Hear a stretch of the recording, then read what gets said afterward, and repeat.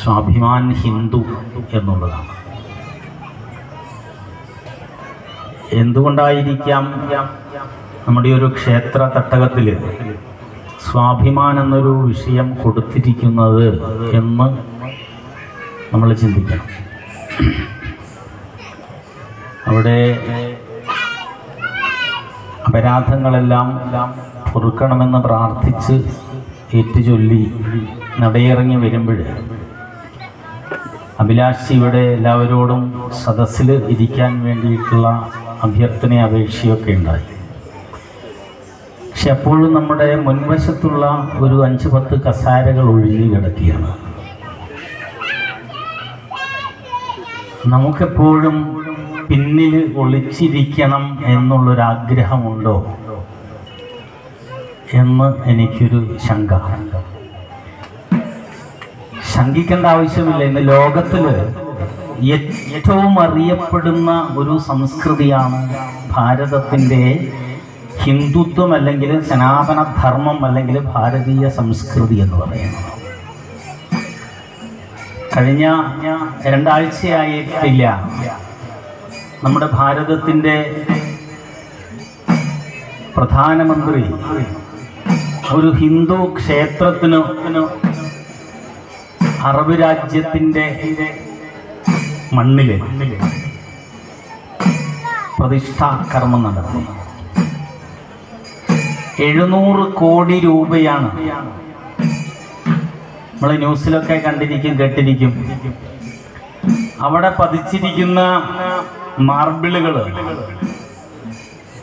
ചൈനയിൽ നിന്നുമൊക്കെ ഇറക്കുമതി ചെയ്തത് 50-60 ഡിഗ്രി സെന്റിഗ്രേഡ് ചൂടടിച്ചാലും 20-ന് മുകളിലേക്ക് പുറത്തേക്ക് വിടില്ല. അങ്ങനെയുള്ള മനോഹരമായ, എന്തിനാണ് ഒരു ഇസ്ലാം രാഷ്ട്രത്തിൽ ഇങ്ങനെയൊരു ഹൈന്ദവ ക്ഷേത്രം അവർ പണിതിട്ടുള്ളത്? അവര് ബോധ്യപ്പെടുന്നു, ലോകം ബോധ്യപ്പെടുന്നു, ലോകത്തിന് ആവശ്യകമായിട്ടുള്ളത് ഹിന്ദുത്വമാണ്. കാരണം ഇന്നത്തെ ഇസ്ലാമും ക്രിസ്ത്യാനിറ്റിയും ജൂതനും ജൈനനും പാഴ്സിയും സിഖുകാരനും എന്ന് വേണ്ട എല്ലാ മതങ്ങളും, സെമിറ്റിക് മതങ്ങൾ എന്തൊക്കെയുണ്ടോ ചരിത്രത്തിൽ സെമിറ്റിക് മതങ്ങളെ കുറിച്ച് പഠിച്ചിട്ടുള്ളവർക്കറിയാം. ഇതെല്ലാം പിറക്കുന്നതിൻ്റെ യുഗസഹസ്രങ്ങൾക്ക് മുൻപ് ആരാധനാ സമ്പ്രദായം നിലനിന്നിരുന്ന ഒരു മണ്ണ് ഇവിടെയാണ്, ഭാരതമാണ്. ബൈബിൾ പഠിച്ചു നോക്കുക. പഴയ നിയമത്തില് പിഒസിയുടെ പഴയ നിയമം ബൈബിൾ പുസ്തകം എടുത്ത് വെച്ച് വായിച്ചാൽ യേശു ക്രിസ്തുവിന്റെ വംശാവലിയെ കുറിച്ച് പറയുന്നുണ്ട്. ആ യേശുദേവൻ യെരുശലേമിലെ പുൽത്തൊട്ടിയില് ജനിച്ച സമയത്ത് അദ്ദേഹത്തിന് വേണ്ടിയിട്ട് പ്രാർത്ഥന ഒരുക്കാൻ മീറയും കുന്തിരിക്കവുമായിട്ട് കിഴക്കൻ രാഷ്ട്രങ്ങളിൽ നിന്ന് സന്യാസിമാർ എത്തിയെന്നാണ് പറയുന്നത്.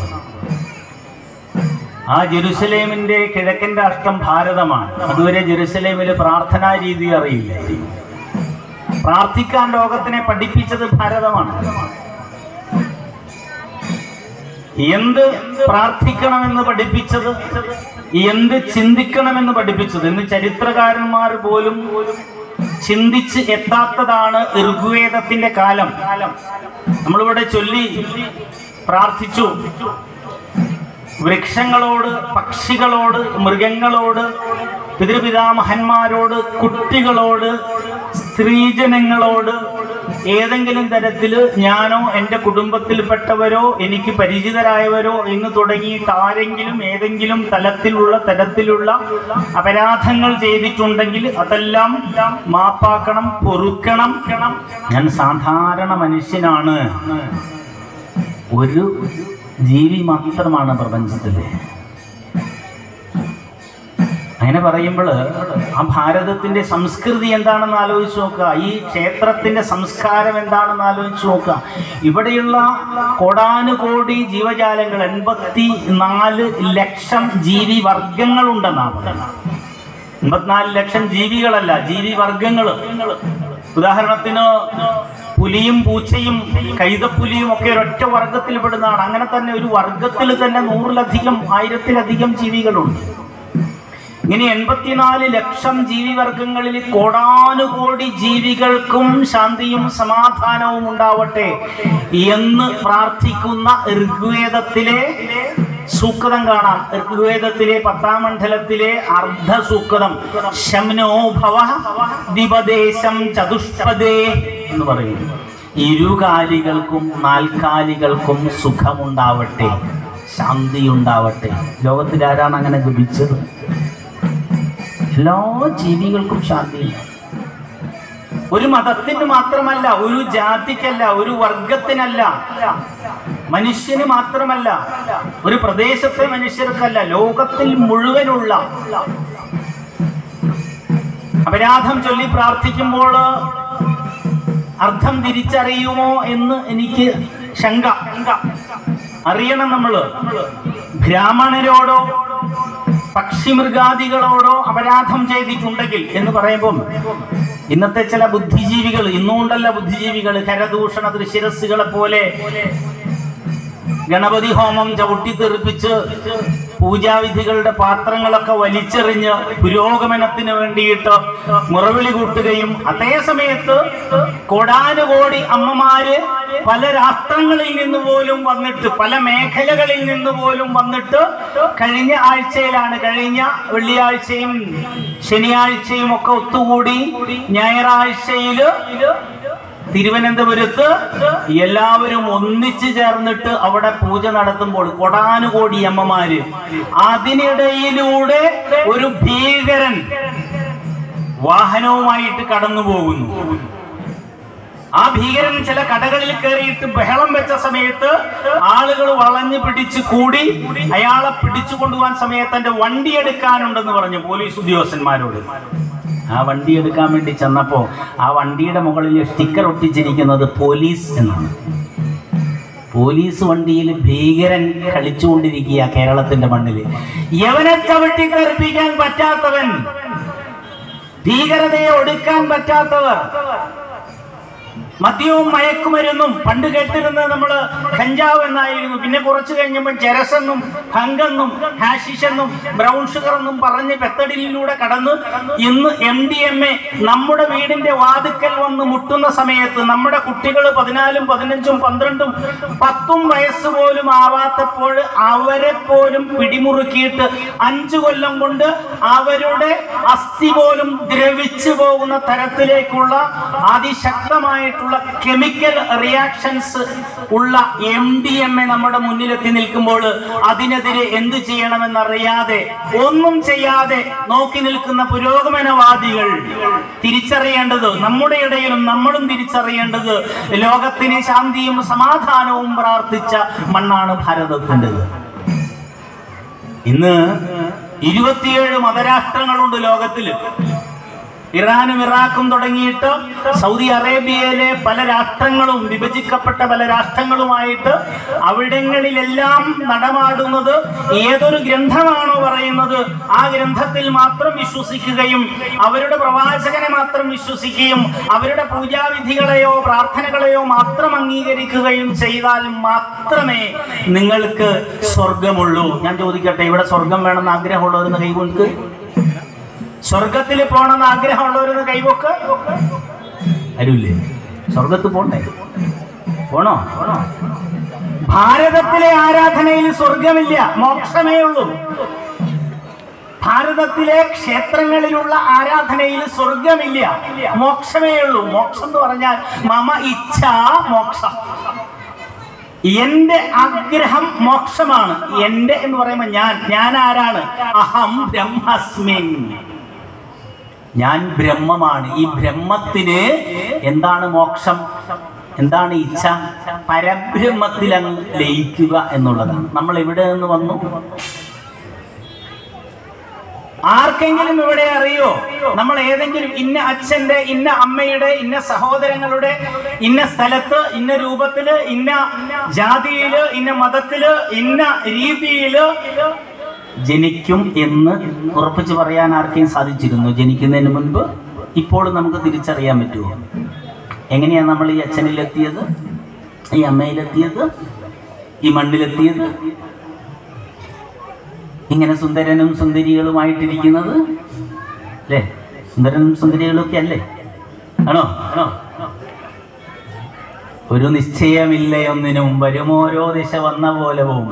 വിരയുന്നു മനുഷ്യനേതിനോ, തിരിയാ ലോക രഹസ്യമാർക്കുമേ. ഈ അറിഞ്ഞുകൂടാത്തതിനെ അറിയാനുള്ള പ്രാർത്ഥനകളും ധ്യാനവും ഉപാസനയും സാധനയും തപസ്സുമാണ് ഭാരതത്തിലെ സന്യാസിവര്യന്മാര് ചെയ്തത്. ആ വേദം മനസ്സിലാക്കിയപ്പോഴാണ് പുരോഗമന ചിന്താഗതിക്കാരനായിരുന്ന വയലാർ രാമവർമ്മ പാടിയത്, അരണ്യ അന്തരഗഹരോദരതപസ്ഥാനങ്ങളിൽ സൈന്ധവോദാരശ്യാമ മനോഭിരാവകുളിനോ വന്തപ്രദേശങ്ങളിൽ ആരന്തർമുഖർ ഈ പ്രപഞ്ച പരിണാമോദ്ഭിന്ന സർഗക്രിയാസാരം തേടിയലഞ്ഞു പണ്ട് അവരിലെ ചൈതന്യമെൻ ദർശനം. എന്റെ ദർശനം ഏതാണെന്നറിയോ അല്ലേ? ആരൊരാളന്റെ കുതിരയെ കെട്ടുവാൻ, ആരൊരാളതിന് മാർഗം മുടക്കുവാൻ, ദിഗ്വിജയത്തിന് സർഗശക്തിയാമി കുതിരയെ വിട്ടയക്കുന്നു ഞാൻ എന്ന് അശ്വമേധത്തിൽ പാടിയ ആ വയലാർ രാമവർമ്മ പറയുകയാണ്, എന്റെ ആ ചൈതന്യം എന്ന് പറയുന്നത് ആര്? അന്തർമുഖർ ഈ പ്രപഞ്ച പരിണാമ ഉദ്ഭിന്ന സർഗക്രിയാസാരം തേടിയലഞ്ഞു പണ്ട്. സന്യാസി ശ്രേഷ്ഠന്മാരാണ്. എന്റെ സംസ്കാരം സന്യാസ പാരമ്പര്യമാണ്.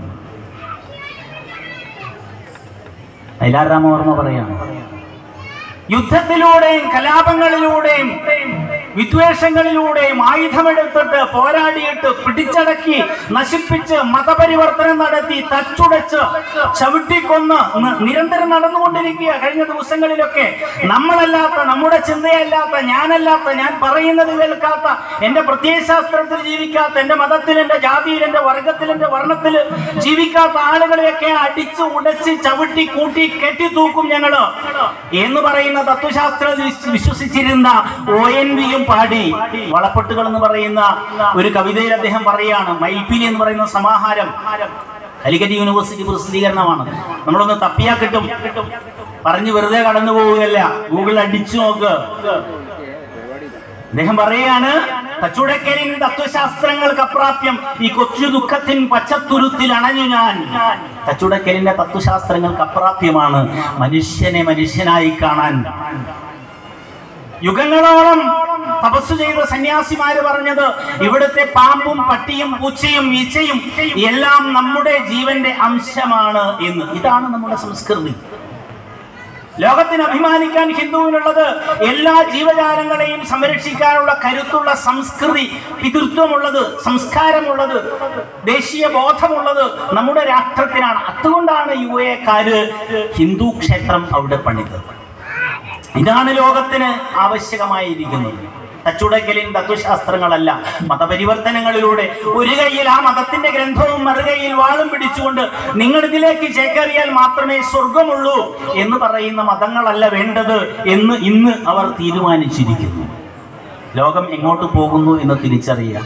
അപ്പോഴും ദൈവത്തിന്റെ സ്വന്തം നാട്, സാക്ഷര കേരളം, സുന്ദര കേരളം എവിടെ നിൽക്കുന്നു എന്നുകൂടി പഠിക്കുന്നത് നല്ലതാണ്. എല്ലാത്തിനും A+ കിട്ടിയ കുട്ടികൾക്ക് സ്വന്തം പേര് എഴുതാൻ അറിഞ്ഞുകൂടാ. അറിയുള്ളൂ, ഞാൻ പറഞ്ഞതല്ല അല്ലേ? ഡയറക്ടർ ഓഫ് പബ്ലിക് ഇൻസ്ട്രക്ഷന്റെ അപ്പസ്തോലൻ പറഞ്ഞാണ്, DPAയുടെ ഏറ്റവും ചുമതലപ്പെട്ട ഒരാൾ പറഞ്ഞതാണ്. അവിടെയാണ് നമ്മൾ നിൽക്കുന്നത്. നമ്മൾ പറയുന്നു നമ്മൾ വിദ്യാഭ്യാസം നേടി. വിജ്ഞാനേ, എന്താണ് വിദ്യ എന്ന് ഋഗ്വേദം പറയുന്നു. ലോകത്തിന് ആദ്യമായിട്ട് വെളിച്ചം കൊടുത്തത് ഭാരതമാണ്.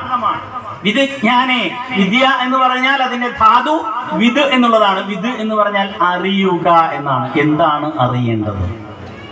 ആദ്യം അറിയേണ്ടത് ഞാൻ എന്താണ് എന്നാണ്. നമ്മളോട് ഒരാൾ ചോദിക്കുകയാണ്, ആനന്ദേട്ടൻ ആരാന്ന് ചോദിച്ചു കഴിഞ്ഞാൽ ഉടനെ പറയാം, ആനന്ദേട്ടനോ 2 പേജും എടുത്തുണ്ടാ ഞാൻ ഒരു ഉപന്യാസം ചെയ്ത് അയാളെ മാതിരി ഇത്ര മോശപ്പെട്ട ആളില്ല എന്ന് പറഞ്ഞിട്ട് അങ്ങ് തുടങ്ങും. നമുക്ക് essay എഴുതി കൊടുക്കാനറിയാം മറ്റുള്ളവരെ കുറിച്ച്.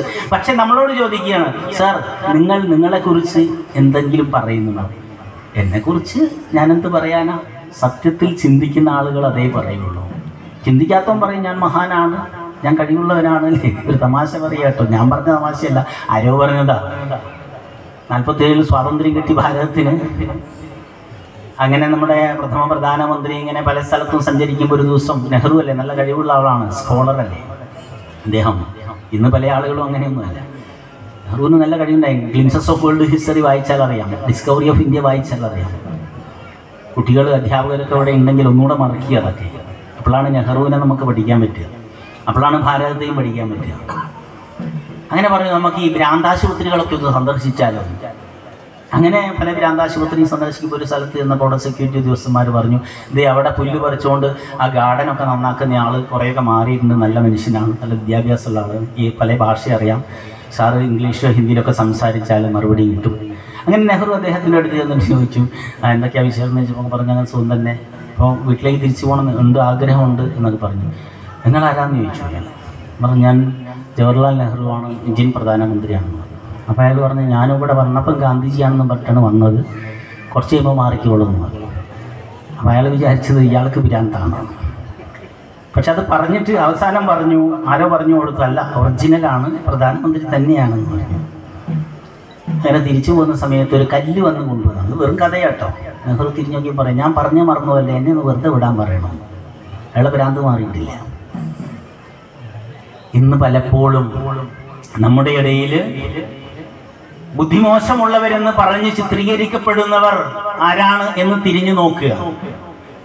വേണ്ടാത്തതാണ്, വൃത്തികെട്ടതാണ്, മിത്താണ് എന്ന് പറഞ്ഞിട്ട് ആരാധനാ സമ്പ്രദായത്തെ ഇവിടെയുള്ള കേരളത്തിലെ ആളുകൾ തള്ളുമ്പോൾ ലോകം അംഗീകരിക്കുന്നു. ലോകത്തിന് വേണ്ടത് ഭാരതമാണ്. ഈ വിദ്ജ്ഞാന എന്ന് പറയുമ്പോൾ അവിടെ ദേവിദ്യയെ, വേദിരവിയെ, പരാവിദ്യ, അപരാജ എന്ന് പറയുന്നത്. അറിയേണ്ടത് രണ്ടെണ്ണമാണ്, ഭൗതികമായിട്ടുള്ള ജ്ഞാനവും ആധ്യാത്മികമായിട്ടുള്ള ജ്ഞാനം. ആദ്യം പറയുന്നത് പരാവിദ്യയെ കുറിച്ചാണ്, ആധ്യാത്മിക ജ്ഞാനത്തിനെ കുറിച്ചാണ്. ആധ്യാത്മികമായിട്ടുള്ള അറിവ് നേടിയാൽ മാത്രമേ ജീവിതം സ്വസ്ഥമാവൂ. ഒരു സംശയവും വേണ്ട. അമ്മേ നാരായണ എന്ന് പറയുന്നു നമ്മളിവിടെ. എന്താണ് അതിന്റെ അർത്ഥം? നമ്മൾ ചിന്തിച്ചിട്ടുണ്ട്. ഒരിക്കലും ഒരാൾ ചോദിച്ചു, എന്താ മാഷേ അമ്മേ നാരായണ, അച്ഛാ നാരായണ എന്നല്ലേ പറയുന്നത്. അമ്മ എങ്ങനെ നാരായണ? നാരായണിയ പള്ളി വിട്ടുപോയിരിക്കും അല്ലേ? ഇവിടെ വിജയേട്ടൻ പറഞ്ഞു നാരായണ നമ്മുടെ യാത്രയുടെ അവസാനം എന്നാണ് അർത്ഥം. നമ്മുടെ ജീവിതയാത്രയുടെ അവസാനം അമ്മയാണ്, അമ്മയിൽ ലയിക്കുക എന്നുള്ളതാണ്. അതാണ് ഭഗവതി, അതാണ് ദേവി. അത് തൃത്വമായിട്ട് പരിണമിച്ച് നമ്മുടെ എല്ലാ ജീവികളിലും നിലനിൽക്കുന്ന കഴിവുകളായിട്ട്, ഐശ്വര്യമായിട്ട്, ദുർഗയായിട്ട്, സരസ്വതിയായിട്ട്, തൃത്വമായിട്ട് മാറുന്നതായിട്ട് നമ്മൾ കൽപ്പിക്കുന്നു. നമ്മളിൽ എല്ലാവരിലും ഈ ദേവിയുടെ അംശമുണ്ട്. അതാണ് അയ്യപ്പനെ ഭജിച്ചാൽ ആ അയ്യപ്പൻ്റെതായിരിക്കുന്ന ചില കൽപ്പനകളിലേക്ക് മാത്രമാണ് നമ്മൾ നിൽക്കുന്നത് എങ്കിൽ, ദേവിയെ ഭജിക്കുമ്പോൾ, ദേവി മഹാത്മ്യമോ അതുപോലെയുള്ള നാരായണീയമോ അതുപോലെയുള്ള കാര്യങ്ങളിലേക്ക് നമ്മൾ ദേവിയിലേക്ക് പോകുമ്പോൾ സമഗ്രതയെ ഉൾക്കൊള്ളുന്നു എന്ന് പറയാൻ കാരണം ജനത സൂചിപ്പിച്ചത്. അത് ഏറ്റവും ശ്രദ്ധേയമായിട്ട് ഭാരതം ലോകത്തിന് കൊടുത്തത് ഇന്ന് പഠിക്കുന്ന കുട്ടികൾ ശ്രദ്ധിക്കുക, കോളേജിലും സ്കൂളിലും പഠിക്കുന്ന കുട്ടികൾ ശ്രദ്ധിച്ചു നോക്കുക. അനിമ അനിമസ് എന്ന് പറഞ്ഞിട്ട് പോസ്റ്റ് മോഡേൺ സൈക്കോളജി അവതരിപ്പിക്കുന്ന ഒരു ഫിലോസഫി ഉണ്ട്. അത് കേവലം സയൻസ് അല്ല, ഫിലോസഫി കൂടിയാണ്. അർദ്ധനാരീശ്വര സങ്കല്പം ഭാരതത്തിന്. ഭാരതം പറയുന്നത് ഈ പ്രപഞ്ചം പാതി സ്ത്രീത്വവും പാതി പൗരുഷവുമാണ്. പ്രപഞ്ചത്തിൽ എല്ലായിടത്തും നമ്മളിലൊക്കെയുണ്ട്. എന്നിൽ സ്ത്രൈണഭാവമുണ്ട്. ദുഃഖം വരുമ്പം കരയും, വിഷമം വരുമ്പം കരയും, ദേഷ്യപ്പെടും. ഇതൊക്കെ സ്ത്രൈണഭാവങ്ങളിൽ പ്രതി ഇമോഷൻസ് ആണ്. അതേ സമയത്ത് പൗരുഷഭാവമുണ്ട്, ഇന്റലക്ച്വൽ കോഷ്യൻസ്, പൗരുഷഭാവമാണ്. ഈ പൗരുഷഭാവവും സ്ത്രൈണഭാവവും, ഇന്റലക്ച്വൽ കോഷ്യന്റും ഇമോഷണൽ കോഷ്യന്റും സ്പിരിച്വൽ കോഷ്യന്റും സോഷ്യൽ കോഷ്യന്റും കൂടെ ചേർന്നിട്ട് സമഗ്രമായ വികാസം ഉണ്ടാകുമ്പോഴേ വ്യക്തിത്വ വികാസം ഉണ്ടാവൂ എന്നാണ് പോസ്റ്റ് മോഡേൺ സയൻസ് പറയുന്നത്. പേഴ്സണാലിറ്റി ഡെവലപ്മെന്റ് എന്ന് പറയുന്നത് all round development of personality is education എന്ന് പറയുന്നുണ്ട്. എഡ്യൂക്കേഷന്റെ ഒരു കൊട്ടേഷനാണ്. വിദ്യാഭ്യാസം എന്ന് പറഞ്ഞാൽ എന്താണ്? ബി.എഡിന് പഠിക്കുന്ന ആരെങ്കിലും ഉണ്ടോ ഇവിടെ? ബി.എഡിന് പഠിക്കുന്ന ആരെങ്കിലും ഉണ്ടോ? TTC-കാരെങ്കിലും ഉണ്ടോ? കയ്യോദിക്കരുതേ. കഴിഞ്ഞ ദിവസം ഞാനൊരു സ്ഥലത്ത് നിന്ന് ചോദിച്ചു, ഈ ഫെബ്രുവരി 14 എന്ന് പറഞ്ഞാൽ എന്താണ് പ്രത്യേകത? എന്താ മക്കളെ പ്രത്യേകത? ഫെബ്രുവരി 14 വാലന്റൈൻസ് ഡേ. ദുർഗ പുൽവാമ ദുരന്തം. പിന്നെ അതിനെയും പുറകോട്ട് പോട്ടെ. ദേവിയുമായി ബന്ധപ്പെട്ടൊരു സംഗതിയുണ്ട്. വസന്ത പഞ്ചമി, വസന്തകാലത്തിലെ പഞ്ചമി ദേവിയുമായിട്ട് ബന്ധപ്പെട്ടതാണ്, സരസ്വതിയുമായി ബന്ധപ്പെട്ടതാണ്. സരസ്വതി പൂജ നടക്കേണ്ട ദിവസമാണെന്ന്. അതേ ദിവസമാണ് മറ്റൊന്ന് ചരിത്രത്തില് പുൽവാമയ്ക്ക് മുൻപ് മറന്നുപോകരുതേ, ഭാരതത്തിന്റെ ദേശീയ ബോധത്തെയും സംസ്കൃതിയെയും തകർക്കുന്ന ബ്രിട്ടീഷുകാർക്കെതിരെ പോരാടിയ 3 ആളുകളെ തൂക്കിക്കൊല്ലാൻ വിധിച്ച ദിവസം ഫെബ്രുവരി 14. അവരുടെ പേരേതൊക്കെയാണ്? അറിയോ? ഒരു 40 വയസ്സിന് താഴേക്കുള്ളവർ അറിയുന്നവരാരെന്റെ കൈ പൊക്ക്. വേണ്ടി ഞങ്ങളാ കണക്കിന്റെ മാഷ അങ്ങനെയാണ് പറയാ. 74 അറിയുന്നൊരു കൈ പൊക്ക് എന്ന് പറയും. അപ്പൊ നമ്മളൊക്കെ പൊക്കും അയാളെ പറ്റിക്കാൻ വേണ്ടിയിട്ട്. എത്രയാന്ന് ചോദിക്കും. നമ്മൾ 42 എന്ന് പറയും. ഇരിക്കപ്പെടെ എന്ന് പറയും. അപ്പൊ നമ്മൾ വിചാരിക്കും 42 ആണല്ലോ, 74 42. കുറച്ച് കഴിയുമ്പോൾ അവർ 74 28 പറഞ്ഞവനൊക്കെ ഇരിക്കി, 42 പറഞ്ഞവനൊക്കെ നിൽക്ക് കുടുങ്ങി. അപ്പോഴാണ് നമുക്ക് അബദ്ധം പറ്റിയത്. കയ്യോ ഒന്നിക്കരുത് മക്കളെ. ആരാ 3 പേര്? മുതിർന്ന ആളുകൾ പറയും ചിലപ്പം, അല്ലേ? അമ്മമാർക്കറിയോ? ഭാരതത്തിന്റെ ദേശീയ ബോധത്തെ സംരക്ഷിക്കാൻ വേണ്ടിയിട്ട് ഞങ്ങൾ തൂക്കിലേറുകയാണ്. വിപ്ലവത്തെ കുറിച്ച്, ലോകത്തിന് ഭാരതത്തിന്റെ വിപ്ലവത്തെ കുറിച്ച്, സംസ്കൃതിയുടെ വിപ്ലവത്തെ കുറിച്ച് പറഞ്ഞ സുഖദേവും പിന്നെ ആരാണ്? ഒരാള് സുഖദേവാണ് എങ്കിൽ 2 ആൾക്കാർ ആരൊക്കെയാണ്?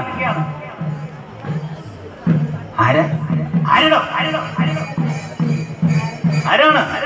3 പേരെ തൂക്കിലേറ്റാൻ വിധിച്ചു. ആരെയൊക്കെയാണ്?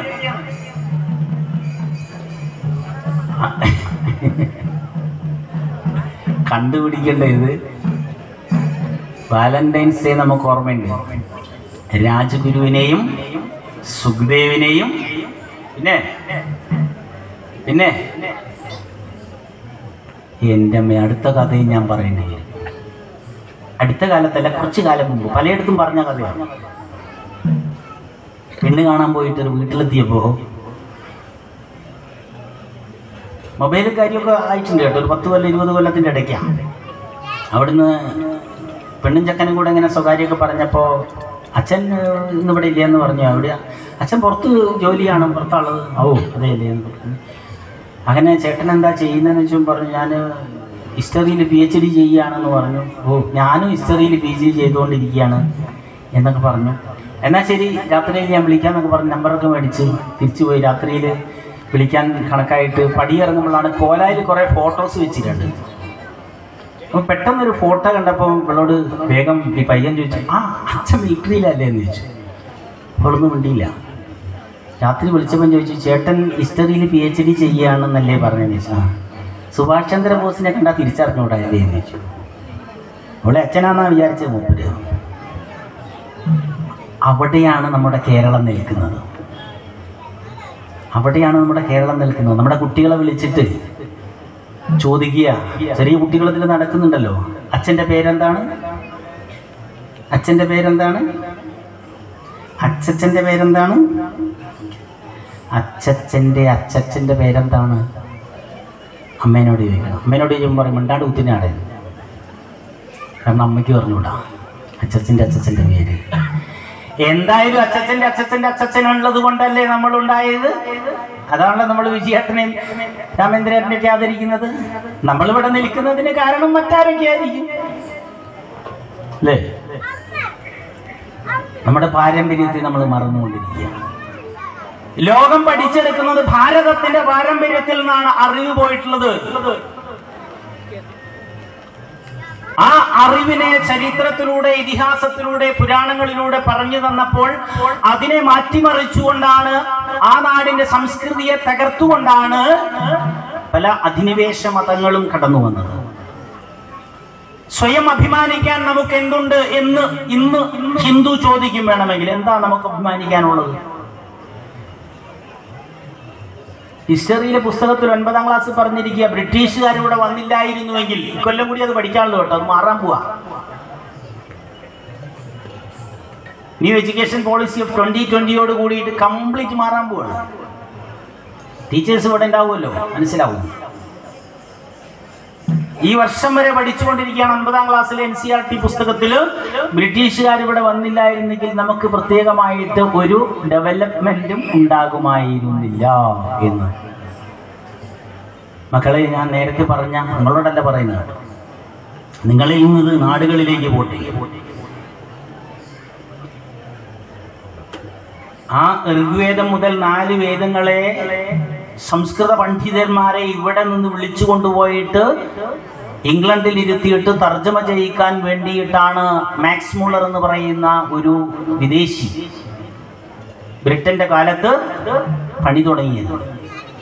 കാൽഭാഗം പോലും ആയില്ല ഋഗ്വേദം വായിച്ച് അതിനെക്കുറിച്ച് കേട്ട് മനസ്സിലാക്കിയപ്പോൾ മാക്സ് മുള്ളർ പറഞ്ഞു, നിർത്തൂ, ഇതുപോലെയൊരു ഗ്രന്ഥം ലോകത്തിലില്ല. ഇത് നമ്മൾ വേണ്ടാത്ത രീതിയിൽ വ്യാഖ്യാനിക്കേണ്ടതില്ല. അതുകൊണ്ടാണ് സ്വാമി വിവേകാനന്ദൻ അദ്ദേഹത്തിനെ മാക്സ് മുള്ളർ എന്നതിനേക്കാൾ മോക്ഷമല്ലൂർ എന്ന് വിളിക്കണം എന്ന് പറഞ്ഞത്. മോക്ഷമല്ലൂർ വിവേകാനന്ദ സ്വാമികൾ പറഞ്ഞതായിട്ട് പുരോഗമനവാദികൾ പ്രചരിപ്പിക്കുന്ന ഒരു സംഗതിയുണ്ട്, കേരളം ഭ്രാന്താലയമായിരുന്നു. എന്തുകൊണ്ടാണ് ഭ്രാന്താലയമായെന്ന് വിവേകാനന്ദ സ്വാമികൾ അതിന് തൊട്ടു മുൻപ് പറയുന്നുണ്ട്. സ്വന്തം സംസ്കൃതിയെക്കുറിച്ച്, പാരമ്പര്യത്തെക്കുറിച്ച്, തൻ്റെ പൈതൃകത്തെക്കുറിച്ച്, തൻ്റെ ദേശീയതയെക്കുറിച്ച്, തൻ്റെ മഹത്വത്തെക്കുറിച്ച്, തൻ്റെ പിതൃപിതാമഹന്മാരെ കുറിച്ച് തിരിച്ചറിയാത്ത ഈ ഭാരതത്തിൻ്റെ പൗരന്മാർ, ഇവിടുത്തെ ജനത, സ്വന്തം സംസ്കാരത്തിൻ്റെതായ ഭാഷയെക്കുറിച്ച്, സംസ്കൃതത്തെക്കുറിച്ച് മനസ്സിലാക്കാത്ത നമ്മുടെ ജനത പാശ്ചാത്യമായ സംസ്കൃതിക്ക് പുറകിൽ പോകുമ്പോൾ, തമ്മിലടിച്ച് നശിക്കുമ്പോൾ അതിലേറ്റവും മുന്നിൽ നിൽക്കുന്നത് കേരളമാണ്. കേരളം ഒരു ഭ്രാന്താലയമാണ്. ഞാൻ ആദ്യം പറഞ്ഞത് പറയില്ല. വിവേകാനന്ദ സാഹിത്യ സർവസ്വം വിളക്ക് വെച്ച് വായിച്ചു കൊള്ളുന്നത് ഇന്ന് നമുക്ക് ഗൂഗിളിൽ കിട്ടാനുണ്ട്. പക്ഷെ ആ ഗൂഗിൾ പോലും, ശ്രദ്ധിക്കണം കേട്ടോ, ആ ഗൂഗിളിൽ പോലും യൂട്യൂബിൽ പോലും തെരഞ്ഞു നടക്കുമ്പോൾ ഒന്ന് ശ്രദ്ധിക്കുക, നമ്മളെ വഴിതെറ്റിക്കാനുള്ള സകല കെണികളും കുഴികളും വാരിക്കുഴികളും ഒരുക്കി വെച്ചിട്ടുണ്ട്. മറന്നുപോലെ. ഉദാഹരണത്തിന് ഗൂഗിൾ സെർച്ച് ചെയ്തിട്ട് വിക്കി ഗ്രന്ഥശാല എടുക്കുക. നിങ്ങൾ ഇന്ന് രാത്രി വീട്ടിൽ പോയിട്ട് എടുത്തു. ശങ്കരാചാര്യരുടെ ഭജഗോവിന്ദത്തിലെ ഒരു ഭാഗം കൊടുത്തിട്ടുണ്ട്. ഒരു ഭാഗം അല്ല, പൂർണ്ണമായിട്ട് കൊടുത്തിരിക്കുക. അതിൽ ആദ്യത്തെ ശ്ലോകം നമ്മൾക്ക് പലർക്കും അറിയാം. മുതിർന്ന ആളുകളൊക്കെ അവിടെ ഇവിടെ ഒക്കെ നിൽക്കുന്നുണ്ട്, അവർക്കൊക്കെ അറിയാം. ഭജ ഗോവിന്ദം ഭജ ഗോവിന്ദം ഗോവിന്ദം ഭജ മൂഢമതേ സംപ്രാപ്തി സന്നിഹിതേ കാലേ നഹി നഹി രക്ഷതി ഡുകൃഞ്ഞികരണേ. വിക്കി ഗ്രന്ഥശാലയിൽ അതിന് അർത്ഥം കൊടുത്തെന്താണെന്നറിയാം? എടാ വിഡ്ഢി, നീ ഗോവിന്ദനെ ഭജിച്ചിട്ട് കാര്യമില്ല. അടുത്ത തലമുറ ഇത് മാന്തിയിട്ട് ഭജഗോവിന്ദം പഠിച്ചാൽ എങ്ങനെയിരിക്കും? അതില്ലാതിരിക്കാനാണ് ഇവിടെ പഠിപ്പിക്കുന്നത്. ക്ഷേത്രത്തിൽ ആചാര്യന്മാർ കാര്യങ്ങൾ പറയുന്നത് അതിനാണ്. അതാണ് ക്ഷേത്രത്തിന്റെ എല്ലാ കാര്യകർത്താക്കളും. നമ്മുടെ മുതിർന്ന ആളുകളൊക്കെ സ്നാനത്തിന് പോയിട്ടുണ്ട്. അവർ തിരിച്ചു വരുമ്പോൾ നമ്മളൊക്കെ എഴുന്നേറ്റ് നിന്ന് അവരെ ബഹുമാനിക്കും. എന്താണ്? ഇവിടെയുള്ള എല്ലാ ആളുകളെയും നമ്മൾ ബഹുമാനിക്കുന്നത്. ഒരു തറ നടക്കുന്ന സ്ഥലത്ത്, ഒരു ഉത്സവം നടക്കുന്ന സ്ഥലത്ത് ഓരോരുത്തർക്കും ഓരോ സ്ഥാനങ്ങളും പ്രാധാന്യങ്ങളും കൊടുക്കുന്നത് അതിനു വേണ്ടിയിട്ടാണ്. അത് തിരിച്ചറിയാതെയാണ് നേരത്തെ ഞാൻ പറഞ്ഞ വയലാറിന്റെ പിന്മുറക്കാരനായി വന്ന ഒരാൾ പാടിപ്പോയത്. കുറത്തിയിൽ വെച്ച് പാടി. കുറത്തി എന്ന കവിത കേട്ടിട്ടില്ലേ? മലഞ്ചൂരൽ മടയിൽ നിന്നും കുറത്തിയെത്തുന്നു, വിളഞ്ഞ ചൂരപ്പനമ്പ് പോലെ കുറത്തിയെത്തുന്നു, കരിയിലാഞ്ചി കാട്ടിൽ നിന്നും കുറത്തിയെത്തുന്നു, കരിയിലാഞ്ചി വള്ളി പോലെ കുറത്തിയെത്തുന്നു, കുറത്തിയാട്ട തറയിലെത്തി കുറത്തി നിൽക്കുന്നു. എന്നിട്ട് ചോദിക്കുകയാണ്, കരനാഥന്മാരോട് വിരൽ ചൂണ്ടിയിട്ട് ചോദിക്കുകയാണ്, നിങ്ങൾ ഞങ്ങളുടെ കറുത്ത മക്കളെ ചുട്ടു തിന്നുന്നു, നിങ്ങൾ അവരുടെ നിറഞ്ഞ കണ്ണുകൾ ചൂഴ്ന്നെടുക്കുന്നു, നിങ്ങളെങ്ങനെ നിങ്ങളായെന്ന് നിങ്ങൾ അറിയുന്നു. സത്യമാണ്. അതിന് രണ്ട് ഭാഗമുണ്ട്. ഇ.സി. ശ്രീജൻ എന്ന് പറയുന്ന എഴുത്തുകാരൻ കുറത്തിയ അർത്ഥാന്തരന്യാസം എന്ന് പറഞ്ഞൊരു ലേഖനം എഴുതി. വായിച്ചു നോക്കാം നമ്മൾ. ആ ആന്തരികാർത്ഥം പഠിച്ചാൽ അറിയാം നമ്മുടെ സംസ്കൃതിയെ കുറിച്ച് ശരിക്ക് കടമനിട്ട രാമകൃഷ്ണന് അറിയാം. പക്ഷേ ബോധ്യതലങ്ങളിലേക്ക് അത് കടന്നു ചെല്ലാത്തത് കൊണ്ട് തെറ്റിദ്ധരിക്കപ്പെട്ടു. എല്ലാവരെയും അംഗീകരിച്ചു. നമ്മുടെ മഹാഭാരതം രചിച്ചതാരാണ്? ആരാ മക്കളെ? എന്നെ പിള്ള ചോദിക്കുന്ന പോലെ ചോദിക്കേണ്ടി വരില്ലേ? ആരാ മക്കളെ? മഹാഭാരതം ആരാ? വേദവ്യാസൻ. വേദവ്യാസന്റെ ജാതി ഏതാ?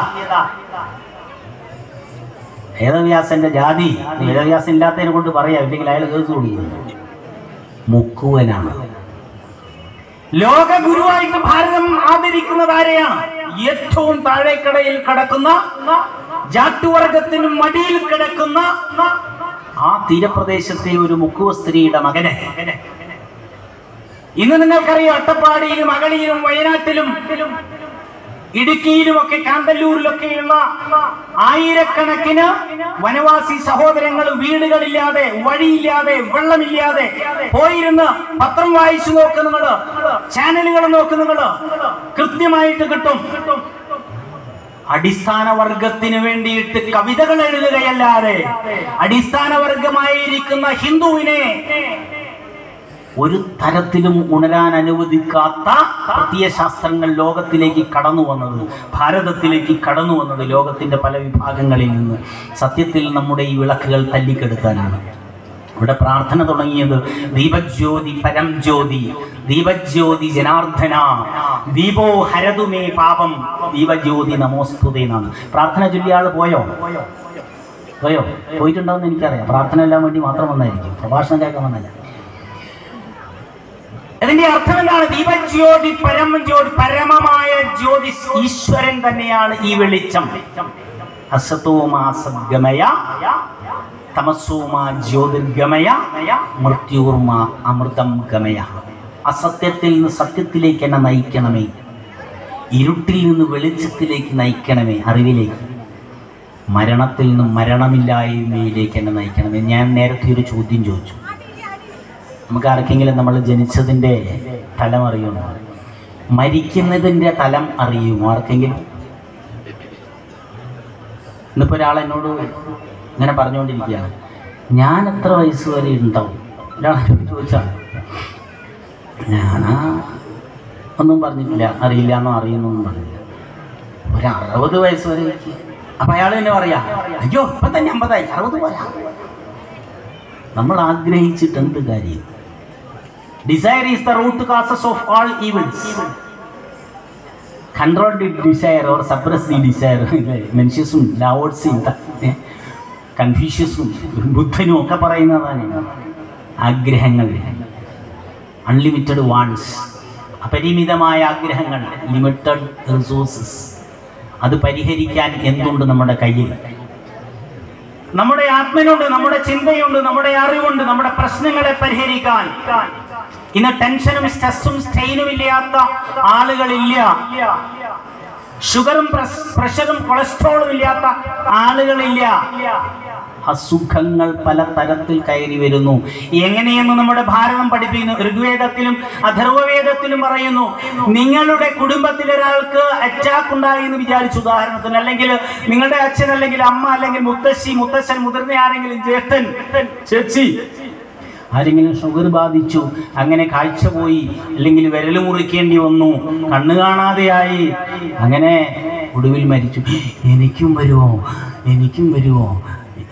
വെറുതെ അങ്ങനെ ചിന്തിക്കരുത്. ചിന്തിച്ചാലേ വരൂ എന്ന് ഋഗ്വേദവും അഥർവവേദവും പറയുന്നു, പഠിപ്പിക്കുന്നു. പണ്ടേ പറഞ്ഞിരിക്കുകയാണ് ഋഗ്വേദം. നിങ്ങളുടെ മനസ്സാണ് നിങ്ങളെ നല്ലവനും അല്ലാത്തവനുമാക്കും. നിങ്ങളുടെ മനസ്സിനെ കണ്ടെത്തൂ. മാതൃജം പിതൃജം ദൗഹൃദ അപചാരജം എന്ന് പറഞ്ഞിട്ട് ഋഗ്വേദത്തിലും അഥർവവേദത്തിലും ഒരു ഭാഗം കാണാം. ആയുർവേദം ഇതിൽ രണ്ടിൽ നിന്നും വന്നിട്ടുള്ളതാണ്. ഈ ആയുർവേദം ലോകത്തിൽ നിന്ന് എല്ലാ ജനങ്ങളും അംഗീകരിച്ചു. ഹിന്ദുവിന് സ്വന്തമായി അഭിമാനിച്ചുകൂടെ? ആയുർവേദം ഭാരതത്തിൻ്റെതാണ്. അവിടെ മതത്തിന്റെ പേരുണ്ടോ, ജാതിയുടെ പേരുണ്ടോ, വർഗത്തിന്റെ പേരുണ്ടോ? ഹിന്ദുവൊന്നുമില്ല കേട്ടോ, ഒരു മതത്വമല്ല. ഹിന്ദുത്വം എന്ന് പറഞ്ഞാൽ മതമേ അല്ല. സുപ്രീം കോടതി 3 തവണയാണ് വിധിതമായിട്ടുള്ള വിധി പറഞ്ഞിട്ടുള്ളത്. Hinduism it is not a religion but it is a cultural heritage. Supreme കോടതിയുടേതാണ്. നമുക്ക് ഇവിടെ കൊണ്ട് കളവ് പറയാൻ പറ്റില്ല. സുപ്രീം കോടതി എന്ന് പറഞ്ഞു കോടതി അലക്ഷ്യത്തിലേക്ക് വേറെ വരും, ക്രിമിനലായിട്ട് വരും. വക്കീലന്മാരിവിടെ ചോദിച്ചു എന്തുകൊണ്ടാണ് സുപ്രീം കോടതി പറഞ്ഞത്? ഈ ഋഗ്വേദവും സമവേദവും അഥർവവേദവും യജുസ്വേദവും പഠിച്ചപ്പോൾ ഒരു മതത്തിനും വേണ്ടിയിട്ടല്ല ഇതൊന്നും എഴുതിയത് നമ്മുടെ സന്യാസി ശ്രേഷ്ഠന്മാര്. അതാണ് ഞാൻ നേരത്തെ പറഞ്ഞത്. പിന്നീട് അതേ സർഗസംഗീതത്തില് ഒടു സമയങ്ങളില് വയലാറ് പാടുകയാണ്, വാളല്ലൻ സമരായുധം. യുദ്ധം വേണ്ട, ഭാരതം പഠിപ്പിച്ച സംസ്കാരമാണ് എൻ്റെത് എന്ന് പറഞ്ഞിട്ട് പറയുകയാണ് കവി. വാളല്ലൻ സമരായുധം ജനജനധ്വാനം മുഴക്കിയിടുവാൻ ആളല്ല, എൻ കരവാള് വിറ്റൊരു മണി പൊൻവീണ വാങ്ങിച്ചു ഞാൻ. രാഗം താളലയ ശ്രുതി സ്വരം ഇവയ്ക്കല്ലാതെ ഒന്നിനും ഇന്ന് ഒളക്കുത്തുകൾ തീർക്കുവാൻ കഴിയുകയില്ലൻ പ്രേമതീർത്ഥങ്ങളിൽ. മനുഷ്യനെ മനുഷ്യനായി കാണാനും പ്രണയിക്കാനും ഇഷ്ടപ്പെടാനും ഇന്ന് പഠിപ്പിക്കുന്നുണ്ടോ? ഇന്ന് പഠിപ്പിക്കുന്നത് നിങ്ങൾക്ക് അച്ഛൻ വേണ്ട എന്നും അമ്മ വേണ്ട എന്നും മക്കൾ വേണ്ട എന്നുമാണ്. ലിവിങ് ടുഗദർ, മക്കളില്ലാതെ ജീവിക്കുക. ഞങ്ങൾ വെറുതെ നടന്നോളാം. എന്തിനാ മക്കൾ? ഏതാ പഞ്ചായത്ത്? ഉണ്ണികുളം പഞ്ചായത്ത്. ഞാൻ അതിൻ്റെ കണക്കെടുത്തിട്ടില്ല. പെരുവയൽ പഞ്ചായത്തിൽ ഞാനൊരു സ്കൂളിൻ്റെ കാര്യങ്ങൾ നോക്കുന്നുണ്ട്. അവിടുത്തെ ഒരു കണക്കെൻ്റെ എടുത്തിട്ടുണ്ട്. ഏതാണ്ട് 35 വയസ്സിനും 45 വയസ്സിനും ഇടയ്ക്കുള്ള ആൺകുട്ടികൾ അല്ലെങ്കിൽ പുരുഷന്മാർ 423 പേര് ഒരു പഞ്ചായത്തിൽ കല്യാണം കഴിക്കാതിരിക്കുന്നുണ്ട്. പെരുവയൽ പഞ്ചായത്തിൽ ഒരു കല്യാണം കഴിച്ചാൽ തന്നെ എങ്ങനെയാണ് നമുക്ക് കൊണ്ടുപോകാൻ പറ്റുക എന്നാണ് അവർ ചോദിക്കുന്നത്. അനുകരിക്കാനൊന്നും പറയുന്നില്ല. ഇവിടെ ഇരിക്കുന്ന നമ്മുടെ മാന്യമഹാ ഭക്തജനങ്ങളോട് ഒരു ചോദ്യം, എന്നെ വെറുതെ വിടണം കേട്ടോ. ഇതിനൊക്കെ മുൻകൂർ ജാമ്യം എടുക്കുകയാണ്. അമ്മമാർക്ക് അച്ഛന്മാർക്ക് 2-ൽ കൂടുതൽ മക്കളുള്ളവരൊന്ന് കൈപൊക്ക്. 2ഓ അതിലധികമോ മക്കളുണ്ടെന്നുള്ളവരൊന്ന് കൈപൊക്ക്. സ്വാഭിമാൻ ഹിന്ദുവാണെങ്കിൽ കൈപൊക്ക്. അതാ കൈപൊക്കേക്ക. 1, 2, 3, 4, 5. മോശം തോന്നുന്നുണ്ടോ? 4 മക്കളുള്ളതില് 5 മക്കളുള്ളതില് ഇതാക്കിയുള്ളൂ. ഒരു കുട്ടിയാകുമ്പോഴത്തേക്കും 1.5 കുട്ടിയാകുമ്പോഴത്തേക്കും കലാപരിപാടികൾ നിർത്തി. എന്നിട്ട് പറയാ എങ്ങനെ വളർത്തും. 12 മക്കളെ പെറ്റ അമ്മ 12 ജാതികളായി മാറിയ കഥ, ആ 12 ഒന്നാണെന്ന് പഠിപ്പിച്ച കഥ നമ്മുടെ ഇടയിലുണ്ട്, കേരളത്തിലുണ്ട്. മറ്റെവിടെയും പോകണ്ട അല്ലേ? പുളിയന്നൂർ തച്ചനും അല്ലെ പെരുന്തച്ഛൻ നമ്മൾ പറയുന്നത്, നാറാണത്ത് ഭ്രാന്തനും തുടങ്ങിയിട്ട് 12 ആളുകളാണ്. കഥയൊക്കെ നമുക്കറിയാം. എല്ലാം വിഷ്ണുവാണ് എന്ന് കാണിച്ചു കൊടുക്കുന്ന കഥ. കറുത്തവനും വെളുത്തവനും ഉള്ളവനും ഇല്ലാത്തവനും വേണ്ടാത്തവനും വയ്യാത്തവനും കൊള്ളാത്തവനും വേർതിരിച്ചതാരാണ്? ഭാരതം വേർതിരിച്ചിട്ടില്ല. ഏകം സത്യം, എല്ലാം ഒരു സത്യത്തിൽ നിന്ന്, ഒരു സത്തിൽ നിന്നാണ്. വിപ്രാഹ ബഹുദാദന്തി, ആ ചൈതന്യത്തിൽ നിന്നാണ് എല്ലാം വന്നിരിക്കുന്നത്. പലതായിട്ട് അതിനെ വ്യാഖ്യാനിച്ചത് പണ്ഡിതന്മാർ പഠിക്കാൻ വേണ്ടി മാത്രമാണ്. അങ്ങനെ പലതായിട്ട് വ്യാഖ്യാനിക്കുമ്പോഴാണ് ഞാൻ നേരത്തെ സൂചിപ്പിച്ച ബ്രാഹ്മണ എന്ന് പറയുന്ന ഒരു വർഗത്തെ കുറിച്ച് പറയുന്നത്. ആരാണ് ബ്രാഹ്മണൻ? ബ്രാഹ്മണന്മാരോട് അപരാധം ചെയ്തിട്ടുണ്ടെങ്കിൽ പൊറുക്കണമേ എന്നല്ലേ പറഞ്ഞു. അപ്പൊ ചില ആൾക്കാർ ഈ ബ്രാഹ്മണന്മാരോട് അപരാധം ചെയ്യുന്നതിന് പൊറുക്കുന്നു. ബ്രാഹ്മണൻ ആരാണ്? ജന്മം കൊണ്ട് എല്ലാവരും ശൂദ്രന്മാരാണ്. ജന്മനാ ജായതേ ശൂദ്ര. അനുസ്മൃതി. കർമ്മണ ദ്വിജ, കർമ്മം കൊണ്ടാണ് 2ാം ജന്മം ലഭിക്കുന്നത്. അതിനൊടുവിൽ പറയാണ് ബ്രഹ്മജ്ഞാനാനാപി ബ്രാഹ്മണ, ബ്രഹ്മജ്ഞാനിയായിരിക്കുന്നവനാണ് ബ്രാഹ്മണൻ. ബ്രഹ്മജ്ഞാനം എന്ന് പറഞ്ഞാൽ ഈശ്വരനെ കുറിച്ചുള്ള അറിവ്. ഈശ്വരൻ എന്താണ്? അഹം ബ്രഹ്മസ്മി എന്ന് പറഞ്ഞാൽ അവനവനെ കുറിച്ച് പരമാവധി അറിയുന്നവനാണ് ബ്രാഹ്മണൻ എന്ന് വിളിക്കുന്നത്. അധ്യാപനം ചാധ്യായനം യജനം യാചനം ദാനം പ്രതിഗ്രഹശ്ച ഏവ ബ്രാഹ്മണ നാമ കൽപ്പിയത് എന്ന് ഗീത പറയുന്നു. സ്വയം പഠിക്കുകയും മറ്റുള്ളവരെ പഠിപ്പിക്കുകയും ചെയ്യുക, അതാണ് ബ്രാഹ്മണൻ. എല്ലാം പഠിക്ക്, ലോകത്തിലുള്ളത് മുഴുവൻ പഠിക്ക്. ഭൗതികവാദികളിൽ ഭൗതികവാദിയായിരുന്ന കാറൽ മാർക്സ് പോലും ഭാരതത്തെ കുറിച്ച് പഠിച്ചു. അദ്ദേഹത്തിന്റെ മോസ്കോയിലെ ഫോറിൻ ലാംഗ്വേജ് എഡിഷൻ പബ്ലിക്കേഷൻ പ്രസിൽ നിന്ന് പ്രസിദ്ധീകരിച്ചൊരു പുസ്തകമുണ്ട്. നമുക്ക് ഗൂഗിളിൽ അടിച്ചാൽ കിട്ടും. മാർക്സിന്റെ നല്ല ഗ്രന്ഥമാണ്, പഠിക്കണം നമ്മൾ. ആ ഗ്രന്ഥത്തിന്റെ പേര് ഭാരതത്തിന്റെ ഒന്നാമത്തെ സ്വാതന്ത്ര്യ സമരം എന്നാണ്. First independent war of India in 1857.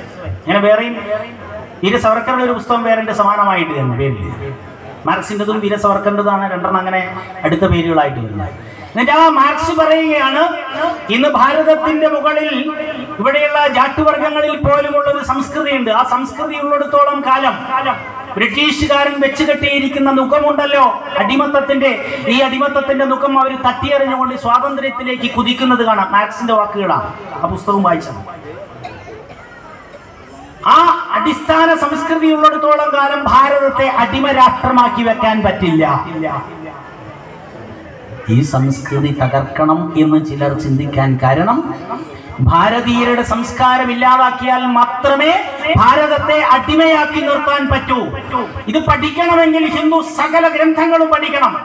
ഖുർആൻ പഠിക്ക്, ബൈബിൾ പഠിക്ക്, ഭഗവത്ഗീത പഠിക്ക്, രാമായണം പഠിക്ക.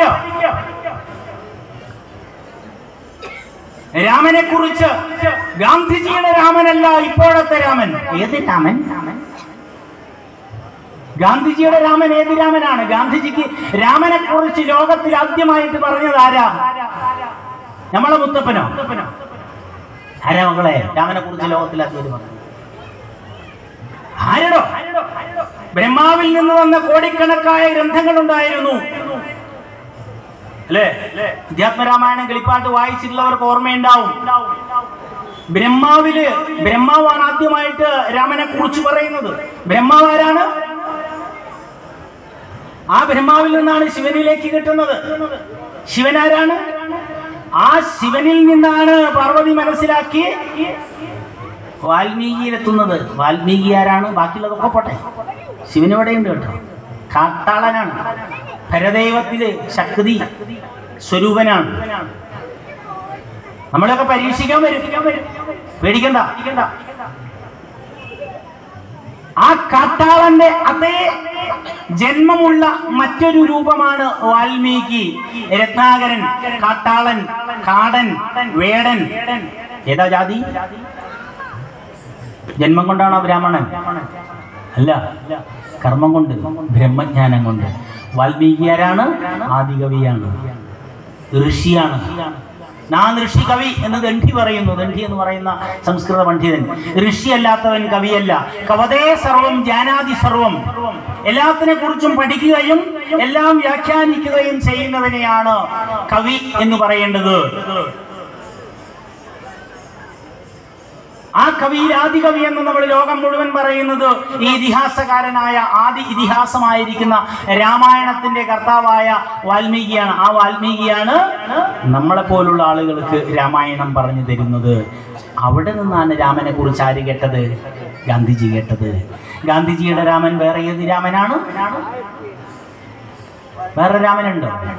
എല്ലാ രാമന്മാരും ഒന്നാണെന്നാണ് നമ്മൾ പറഞ്ഞുകൊണ്ടിരിക്കുന്നത്. പേര് പലതാണ് അല്ലേ?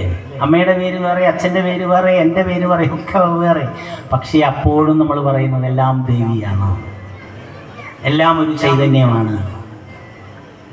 ഈ മതിൽക്കെട്ടുകളില്ലാത്ത, വേരുകളില്ലാത്ത, ചുമരുകളില്ലാത്ത ഈ ഭാരതത്തിന്റെ സംസ്കൃതിയിൽ നമുക്ക് അഭിമാനിക്കാൻ സാധിക്കുമോ? ഭഗവത്ഗീത 700 ശ്ലോകം മാത്രമുള്ള ഭഗവത്ഗീത ഇവിടെ ഇരിക്കുന്നത് കേൾക്കുന്ന 40 വയസ്സിന് താഴേക്കുള്ള ആരെങ്കിലും 700 ശ്ലോകം ഒരു തവണയെങ്കിലും പൂർണ്ണമായി വായിച്ചിട്ടുണ്ടോ എന്ന് സ്വയം ചോദിക്കുക. ഇന്ന് ഇംഗ്ലണ്ടില് ക്രിസ്ത്യൻ മതപരിവർത്തനത്തിന് വേണ്ടിയിട്ട് തയ്യാറാക്കുന്ന ആളുകളെ സെമിനാരിയിൽ ഭഗവത്ഗീതയിലെ കർമ്മയോഗം പഠിപ്പിച്ചു വരുന്നു. എബ്രഹാം മാസ്ലോ എന്ന് പറയുന്ന അമേരിക്കൻ തത്വചിന്തകൻ. ഇതൊക്കെ ഞാൻ പറയുന്നതെല്ലാം നിങ്ങൾ കോപ്പി ചെയ്തിട്ട് വീട്ടിൽ പോയിട്ട് സെർച്ച് ചെയ്യൂ. നമ്മുടെ കയ്യിലുണ്ട് സെർച്ച് ചെയ്യാനുള്ള ലോകം. ഗോകുലം. ആ ഗോകുലത്ത് കയറിയാൽ മതി. ഗോകുലത്ത് കയറിയാൽ എല്ലാത്തിനെയും കാണും. അതാണ് ഗൂഗിള് അല്ലേ? മഹാവിഷ്ണുവിന്റെ അടുത്ത് കയറിയാൽ മതി ഗൂഗിള്. എബ്രഹാം മാസ്ലോവിന്റെ പേഴ്സണാലിറ്റി ഡെവലപ്മെന്റ് തിയറി ഉണ്ട്. മനുഷ്യന് ജീവിക്കാൻ വേണ്ടുന്ന അടിസ്ഥാന കാര്യങ്ങളെക്കുറിച്ച് അദ്ദേഹം പറയുന്നു. അതിന്റെ പ്രവർത്തനങ്ങളെക്കുറിച്ചും പ്രക്രിയകളെക്കുറിച്ചും പഠിക്കുന്നു. ഇന്ന് MBA പഠിക്കുന്ന ആളുകൾക്ക് ഒരു പേപ്പർ എബ്രഹാം മാസ്ലോന്റെ തിയറികളിൽപ്പെട്ടതാണ്, ബിസിനസ് മാനേജ്മെന്റ്. ആ തിയറിയും ഭഗവത്ഗീതയുടെ കർമ്മയോഗവും ഒന്ന് പഠിച്ചു. Similar, no change. Bhagwan Krishnan, the first and foremost teacher of MBA. MBAയിൽ ആദ്യമായിട്ട് ലോകത്തിൽ ഒരു ടീച്ചർ കടന്നു വന്ന ആരാണ്? ഭഗവാൻ കൃഷ്ണനാണ്. അദ്ദേഹം പറഞ്ഞെന്താണ്? നൈതത്തു യുവപദ്ധ്യതേ ക്ഷുദ്രം ഹൃദയ ദൗർബല്യം രക്തോത്തിഷ്ഠ പരന്തവ എന്ന് തുടങ്ങിയിട്ട് നീ എഴുന്നേൽക്കൂ, ഉത്തിഷ്ഠ ഉത്തിഷ്ഠ ഉത്തിഷ്ഠ പരന്തവ. നീ അറിയണം, നീ ചിന്തിക്കണം, നീ പഠിക്കണം. പക്ഷെ പഠിക്കുകയും ചിന്തിക്കുകയും അറിയുകയും വായിക്കുകയും ഞാൻ ആരാണെന്ന് സ്വയം അന്വേഷിക്കുകയും ചെയ്തിട്ട് ഒടുവിൽ നീ തീരുമാനിക്കണം. നീ സ്വയമേവ ആഗ്രഹിക്കേണ്ടത് മാത്രമേ ചെയ്യാവൂ, ഞാൻ പറഞ്ഞതല്ല ചെയ്യേണ്ടത്. ഭഗവാൻ പറയാണ്, ഇതിതേ ജ്ഞാനമാക്കിയാതും ഗുഹ്യാത് ഗുഹ്യതരം മയാ വിമർശത് തദശേഷേണ യഥേ ഇച്ഛസി തഥാ കുരു.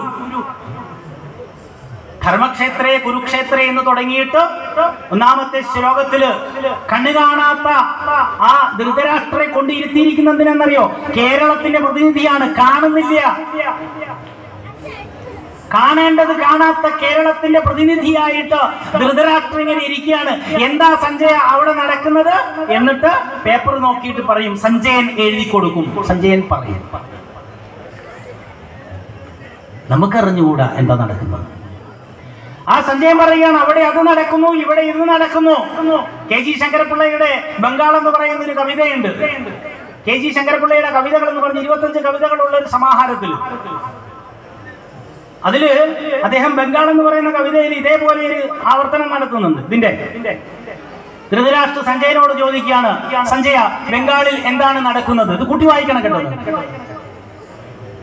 ഇപ്പൊ പറയും, അവിടെ എന്റെ ബന്ധുക്കളും സ്വന്തം ജനങ്ങളും അവരെല്ലാം ക്രൂശിക്കപ്പെടുകയാണ്, കൊല്ലപ്പെടുകയാണ്, ചവിട്ടി മതിക്കപ്പെടുകയാണ്, അവരെ കിണറ്റിലെറിയുകയാണ്, കടലിലെറിയും. ഇങ്ങനെ പറഞ്ഞ് പലതും പറഞ്ഞു പോകും. എനിക്കൊന്നും മനസ്സിലാവുന്നില്ല. ശങ്കരപ്പിള്ള പറഞ്ഞ വേറെ ഭാഷത്തില കേട്ടോ. ബംഗാളിൽ ഒരു കാലത്ത് ഭൗതിക വിപ്ലവം നടന്നപ്പോൾ അതുപോലെ കേരളത്തിൽ നടക്കണം എന്ന് പറഞ്ഞിട്ട് കവിത എഴുതിയ ആളാണ് KG ശങ്കരപ്പിള്ള. അതേ സമാഹാരത്തിൽ മുണ്ട് എന്ന് പറഞ്ഞ് ഗോളിവാൾ എന്ന് പറഞ്ഞിട്ട് വേറെ 2 കവിതകളുണ്ട്, വായിച്ചു നോക്കണം. അങ്ങനെ പുരോഗമനം കടന്നു വന്നപ്പോൾ നമ്മളെപ്പോലെയുള്ള പുതിയ തലമുറയോട് പറഞ്ഞു, രാമായണവും മഹാഭാരതവും ഗണപതിയും ശിവനും എല്ലാം മോശമാണ്. അല്ലേ? മോശമല്ലേ? ഹിന്ദുവിന് ശശി എന്ന് പേരിട്ട മോശമല്ലേ? ഹിന്ദുക്കളുടെ പേര് മാത്രമാണ് മോശം. ശശി, അയ്യോ എന്തൊരു പേരാണ്, എന്നെ ശശിയാക്കല്ലേ എന്നാ പറയുന്നത്. നിങ്ങളുടെ ദൈവം എങ്ങനെയുള്ളതാണ്? പ്ലാസ്റ്റിക് സർജറി നടത്തിയ ഗണപതി, കഴുത്തിലും കാതിലും കയ്യിലും ഒക്കെ അല്ലേ എട്ടടി വീരിനും ഇരുതലമൂർത്തിനൊക്കെ ആയിട്ട് നിൽക്കുന്ന ഒരു ദൈവം. ഇതിന്റെ സയൻസ് ഒന്ന് പഠിച്ചു നോക്കണം. ശിവരാത്രി വരാൻ പോകുക. ഇതിന്റെ സയൻസ് പഠിക്കുമ്പോഴാണ് മനസ്സിലാവുക ജന്മജന്മാന്തരങ്ങളെ കുറിച്ച്. 370 വരികളുള്ള ജ്ഞാനപ്പാന മാത്രം വായിച്ചാൽ മതി. പച്ച മലയാളത്തിലെ 370 വരികളുള്ള മലയാളത്തിലെ ജ്ഞാനപ്പാന വായിച്ച് പഠിച്ചു നോക്കും നമ്മുടെ കുട്ടികൾ. ഒരു കുട്ടിയും മദ്യത്തിന്റെയും മയക്കുമരുന്നിന്റെയും വഴിയിൽ പോകില്ല, ഉറപ്പിച്ചു പറയാം. ഭൗതികമായ സുഖങ്ങൾ തേടി മറ്റുള്ളവനെ കൊന്നും വെന്നും പിടിച്ചു പറിച്ചും തല്ലിക്കൊഴിച്ചും ലോകം കീഴടക്കി ഒടുവിൽ ഭാരതത്തിലേക്ക് കാലുവെച്ച ആ പാശ്ചാത്യനുണ്ടായിരുന്നല്ലോ അലക്സാണ്ടർ. ചരിത്രത്തിൽ പലരും വിളിക്കുന്നത് അലക്സാണ്ടർ ദി ഗ്രേറ്റ് എന്നാണ്. മഹാനായ അലക്സാണ്ടർ. എന്താണ് അദ്ദേഹത്തിന്റെ മഹത്വം? അയാൾ കടന്നുപോയ വഴിയിലെ എല്ലാവരെയും കൊന്നൊടുക്കിയിട്ട് അവരുടെ സ്വത്തൊക്കെ പിടിച്ചെടുത്തതാണ്. മഹാനാണ് അല്ലേ അലക്സാണ്ടർ ദി ഗ്രേറ്റ്. ചരിത്രം അവിടെയാണ് നിൽക്കുന്നത്, മനസ്സിലായി? നമ്മളെ പഠിച്ച ചരിത്രമാണ്. ആ അലക്സാണ്ടർ വന്നപ്പോൾ ആദ്യമായിട്ട് പരിചയപ്പെടുന്നത്, ബഹുഭാഷാ പണ്ഡിതനായ ഒരാളെ പരിചയപ്പെടുന്നത് ഒരു സന്യാസി ഇതുപോലെ ഒരു ആൽത്തറയിൽ ഇരിക്കുകയാണ്, ഒരു സൂഫി വര്യൻ. അദ്ദേഹത്തിനോട് ചോദിച്ചു, ആരോ പറഞ്ഞാണ് ഇയാൾ നല്ലൊരു പണ്ഡിതനാണെന്ന്. എന്താ നിങ്ങളെ പരിപാടി എന്ന് വെച്ചാൽ, ഞാൻ ചുമ്മാതിരിക്കുക. ആ ഞാൻ വെറുതെ നിങ്ങളാരാ? ഞാനാണ് മഹാനായ അലക്സാണ്ടർ. സ്കൂളിൽ പോയിട്ടുണ്ടല്ലോ സന്യാസി. എന്താ നിങ്ങളുടെ ഉദ്ദേശം? ഞാൻ ഭാരതം കീഴടക്കാൻ വന്നിരിക്കുകയാണ്. ഓ, നല്ല കാര്യം. അത് കഴിഞ്ഞിട്ട് ചൈന പിടിച്ചടക്കാൻ പോവുകയാണ്. ലോകം മുഴുവനും കീഴടക്കും. ഓ, എന്നിട്ട് അവസാനം ഒന്ന് സ്വസ്ഥമായിട്ട് വിശ്രമിക്കണം. സ്വസ്ഥത കിട്ടുവോടെ എന്ന് ചോദിച്ചു സന്യാസി. നിങ്ങൾ എത്ര പിടിച്ചടക്കിയാലും സ്വസ്ഥത കിട്ടണമെങ്കിൽ ഉള്ളതിനെ ഉപേക്ഷിക്കണം. ഓരോന്നിനെ ഉപേക്ഷിക്കാൻ നിങ്ങൾ തയ്യാറായിട്ടില്ല എങ്കിൽ, ഭാരതം പഠിപ്പിച്ചതാണ്. യാജ്ഞവൽക്യൻ എന്ന് പറയുന്ന ഒരു പണ്ഡിതനുണ്ടായിരുന്നു. ചെറുത് അവിടെ ഇവിടെ ഞാൻ പറഞ്ഞു പോകും. ആ യാജ്ഞവൽക്യന്റെ ഭാര്യയായിരുന്നു വേദപണ്ഡിതയായിരുന്ന ഗാർഗി, ഉപനിഷത്ത് ദേവി എന്നറിയപ്പെട്ടത്. വേദങ്ങളിലെ കഥയാണ്.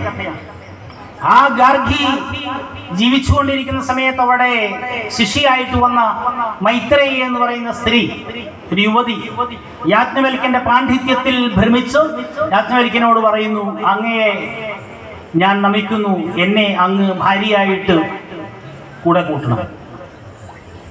യാജ്ഞവൽക്യൻ സുപ്രീം കോടതിയിലേക്ക് വിട്ടു. ഗാർഗിയോട് ചോദിച്ചു.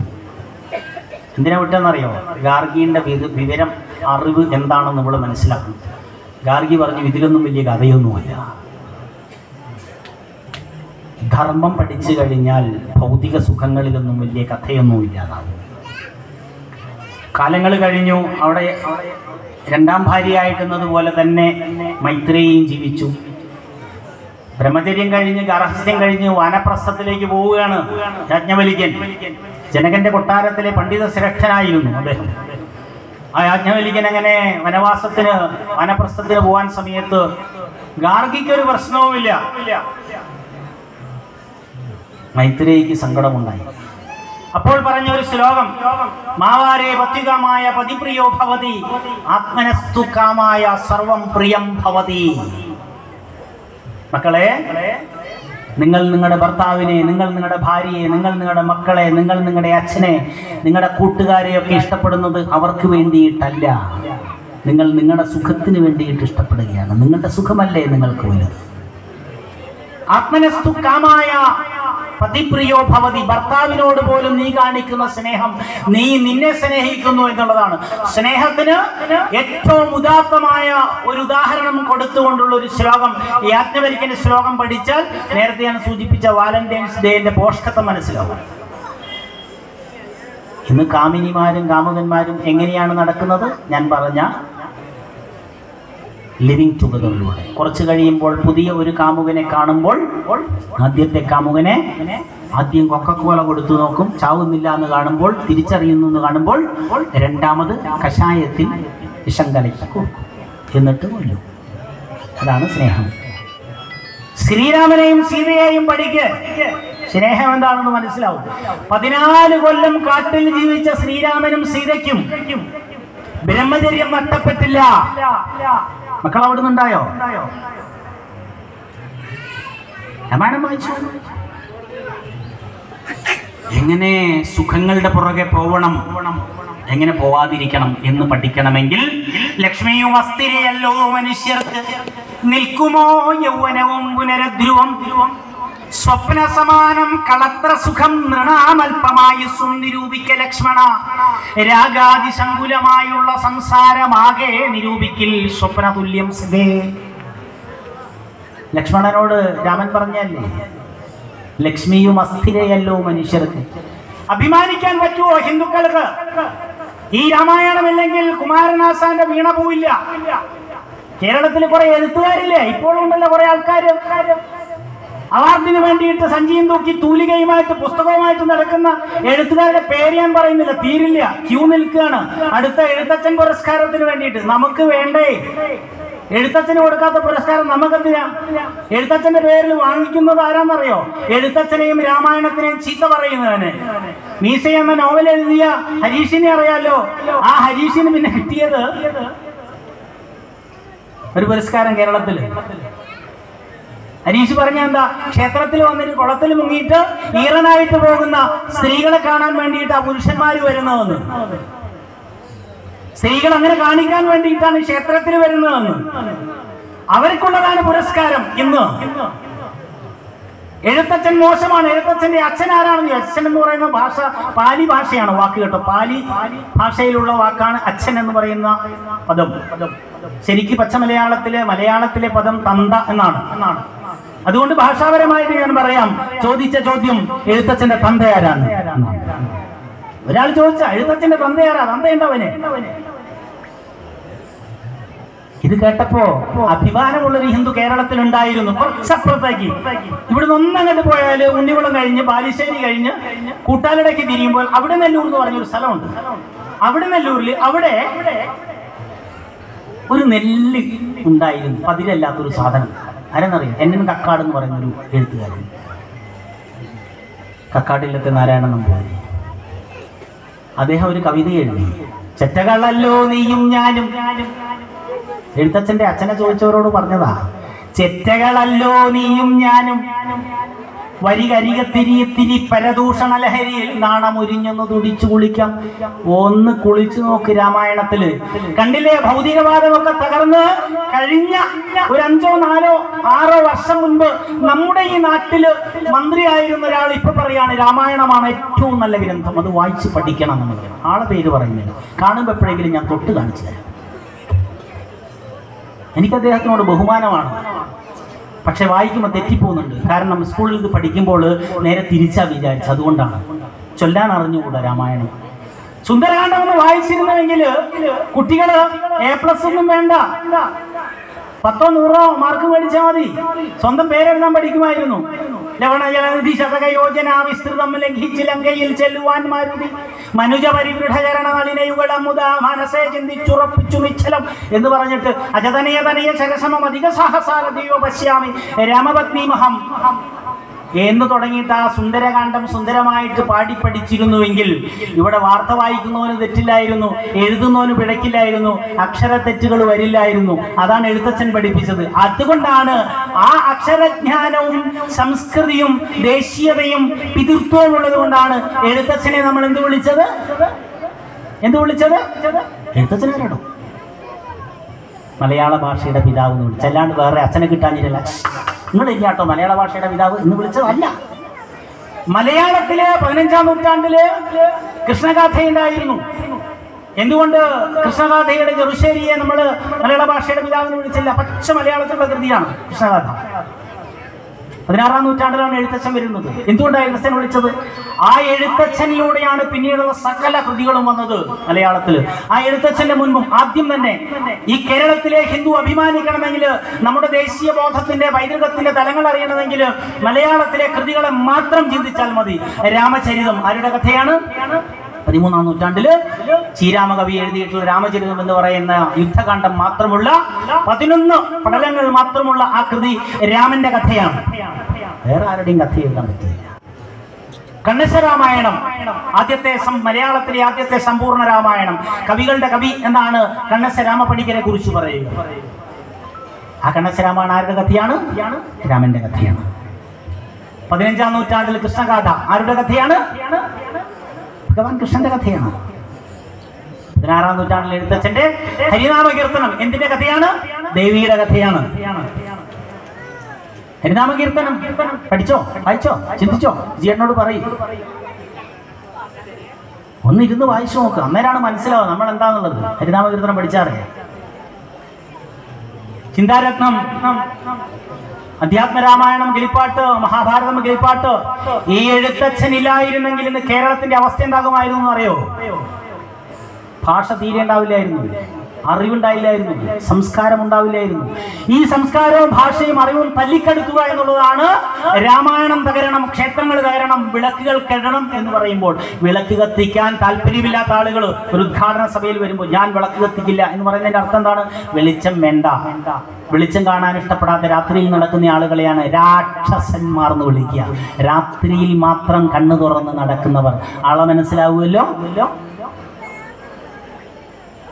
ആ എഴുത്തച്ഛന്റെ കവിതയിൽ നിന്നാണ് ലക്ഷ്മിയും അസ്ഥിരയല്ലോ എന്ന് നേരത്തെ ഞാൻ പാടിയെടുത്താണ്. ശ്രീഭൂവിൽ അസ്ഥിരം അസംശയം ആ ഭൂതിയങ്ങ് പുനരിങ്ങി കിടപ്പിതോർത്താൽ എന്ന് പറഞ്ഞ് കണ്ണേ മടങ്ങുക കരിഞ്ഞു മെല്ലിഞ്ഞു ആശു മണ്ണാകും ഈ മലര് വിസ്മൃതമാകും ഇപ്പോൾ എണ്ണീടുകാർക്കും ഇതുതാൻ ഗതി കണ്ണീരിനാൽ അവനി വാഴുകിനാവു ഘട്ടം. 1917 മിതവാദിയിൽ ആദ്യമായിട്ട് കുറിച്ചിട്ടു. ആര്? കുമാരനാശാൻ. മഹാകാവ്യം എഴുതാത്ത മഹാകവി. കാരണം അദ്ദേഹത്തിന് കിട്ടിയ സംസ്കാരം ശ്രീ നാരായണ ഗുരുദേവനിൽ നിന്നാണ്. ഗുരുദേവൻ പഠിപ്പിച്ചു എന്താണ് ഈശ്വരൻ എന്ന്. ദൈവദശകം 10 ശ്ലോകം പഠിച്ചാൽ മതി. ദൈവമേ കാത്തുകൊള്ളുകന്നെ കൈവിടാതിങ്ങു ഞങ്ങളെ നാവികൻ ഭവാൻ എന്ന് തുടങ്ങുന്ന ആ 10 ശ്ലോകങ്ങൾ 10 പച്ച മലയാളമാണ്. അത് പഠിച്ചാൽ എന്താവും? കുമാരനാശാനാവും. ചിന്താവൃത്തിയായ സീത വായിച്ചു നോക്കൂ ആശാന്റെ. ആ ചിന്താവൃത്തിയായ സീത എവിടെ നിന്നെടുത്താണ്? രാമായണത്തിലെ സീതയാണ്. അല്ലാണ്ട് ആശാന്റെ സീത വേറെ, രാമായണത്തിലെ സീത വേറെ. പറയും നമ്മളോട് ആ സീതയല്ല ഈ സീത. പണ്ട് ഏതൊരു കഥാപ്രസംഗകാരൻ പറഞ്ഞിരുന്നു അല്ലേ, ഒലയാൽ മേഞ്ഞോരു എന്ന് പറഞ്ഞിട്ട്. ഓല ഓല എന്ന് പറയുമ്പോൾ ഏതോലയാണ്?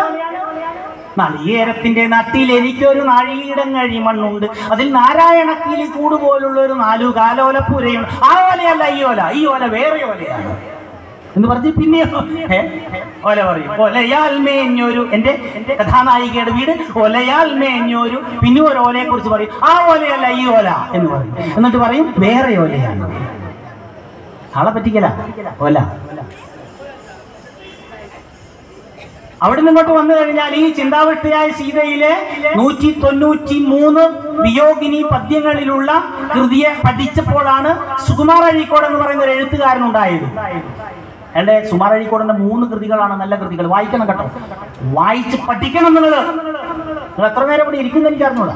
എന്നിട്ടും പറഞ്ഞ 1.5 മണിക്കൂർ വർത്താനം പറഞ്ഞു കേട്ടോ. നേരത്തെ എണീച്ച് കൊണ്ടുവരും വിളിക്കുള്ളൂ. 1 മണിക്കൂർ ഏതായാലും കഴിഞ്ഞു, 1.5 മണിക്കൂറോളായി. സുകുമാർ അഴീക്കോടിന്റെ ആദ്യത്തെ കൃതി എന്ന് പറയുന്നത് ഏറ്റവും ശ്രദ്ധേയമായത് കേട്ടോ. ധാരാളം കൃതികളുണ്ട്, അതിൽ ശ്രദ്ധേയമായ ആദ്യത്തെ ഒരു കൃതി ശങ്കരക്കുറുപ്പ് വിമർശിക്കപ്പെടുന്നു എന്നുള്ളതാണ്. അത് കമ്പോട് കമ്പൊന്ന് വായിച്ചു നോക്കിയാൽ അറിയാം. സൂർദാസിന്റെയും തുളസീദാസിന്റെയും തുടങ്ങിയിട്ടുള്ള കൃതികളെ പഠിച്ചത് കൊണ്ട് മാത്രമാണ് അഴീക്കോടിന് ശങ്കരക്കുറുപ്പിനെ കുറിച്ച് പഠിക്കാൻ സാധിച്ചത്. അവരൊക്കെ എഴുതിയത് ആധ്യാത്മികതയെ കുറിച്ചാണ്, സ്പിരിച്വാലിറ്റിയെ കുറിച്ചാണ്. അത് കഴിഞ്ഞ് സുകുമാർ അഴീക്കോടിന്റെ 2ാമത്തെ കൃതിയാണ് ഞാൻ പറഞ്ഞേ, ആശാന്റെ സീതാകാവ്യം. വിചിന്തനം, വിഭാവനം, വിമർശനം, വിനിന്ദനം എന്നൊക്കെ പറഞ്ഞിട്ട് 3-4 ഘട്ടങ്ങളാക്കിയിട്ട് തിരിച്ചുകൊണ്ട് ആ കൃതിയെ എഴുതിയിരിക്കുന്നു.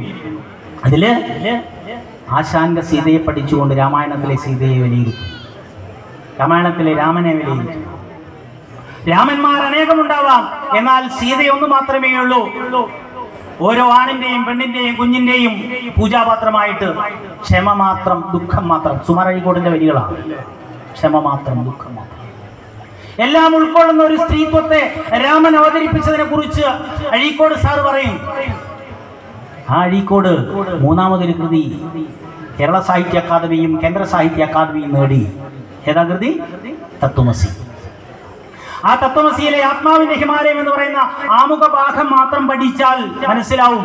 10 ഉപനിഷത്തുകളെ പഠിച്ചുകൊണ്ടാണ് തത്വമസി എന്ന് പറയുന്ന ഗ്രന്ഥം ഉണ്ടാക്കിയത്. ഉപനിഷത്തുകൾ ഇല്ല എങ്കിൽ തത്വമസി ഇല്ല. അപ്പൊ കേരളത്തിൽ അഭിമാനിക്കുന്ന എഴുത്തുകാരൊക്കെ ഇതിലൂടെ കടന്നുപോയത് രാമായണം, മഹാഭാരതം, ഉപനിഷത്ത്, ദേവീ മഹാത്മ്യം. ഈ കൃതികളും ക്ഷേത്രവും ക്ഷേത്ര സംസ്കാരവും പാരമ്പര്യമില്ലെങ്കിലേ നിങ്ങളുടെ തൂലികയില് ഒരു കുന്ത്രാണ്ടവും ഇല്ല, ഒരക്ഷരം വരില്ല. കേരളത്തിൽ ഏറ്റവും നല്ല കൃഷ്ണഗീതങ്ങൾ എഴുതിയിട്ടുള്ള പാട്ട് എഴുതിയിട്ടുള്ള കവിയാരാന്നറിയാം? ആരെ മക്കളെ? യൂസഫ് അലി കേച്ചേരി.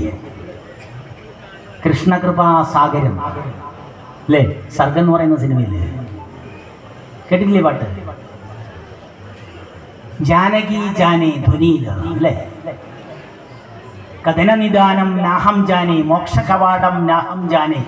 രാമായണവും രാമനും ഇല്ലെങ്കിൽ യൂസഫ് അലി കേച്ചേരിയുടെ കവിതയില്ല. ഉഗ്രൻ കവിത, പൂർണ്ണ സംസ്കൃതമാണ് കൃഷ്ണ കൃപാസാഗരം എന്ന് പറയുന്ന കവിതയും പാട്ടും. സിനിമ പാട്ടാണ്. ധ്വനിയിലെ രാമ എന്ന് തുടങ്ങിയിട്ട് ജാനകി ജാനി എന്ന് പറയുന്ന പാട്ടും ഒന്ന് കേട്ടു നോക്കാം. ആ ജാനകി ജാനിയൊക്കെ പാടി കേൾക്കുമ്പോൾ തന്നെ ഉള്ള ഒരു അനുഭൂതി. വേദം എന്ന് പറയുന്ന അദ്ദേഹത്തിന്റെ കവിതയുണ്ട്, കൂട്ടിവെച്ച് വായിക്കുക.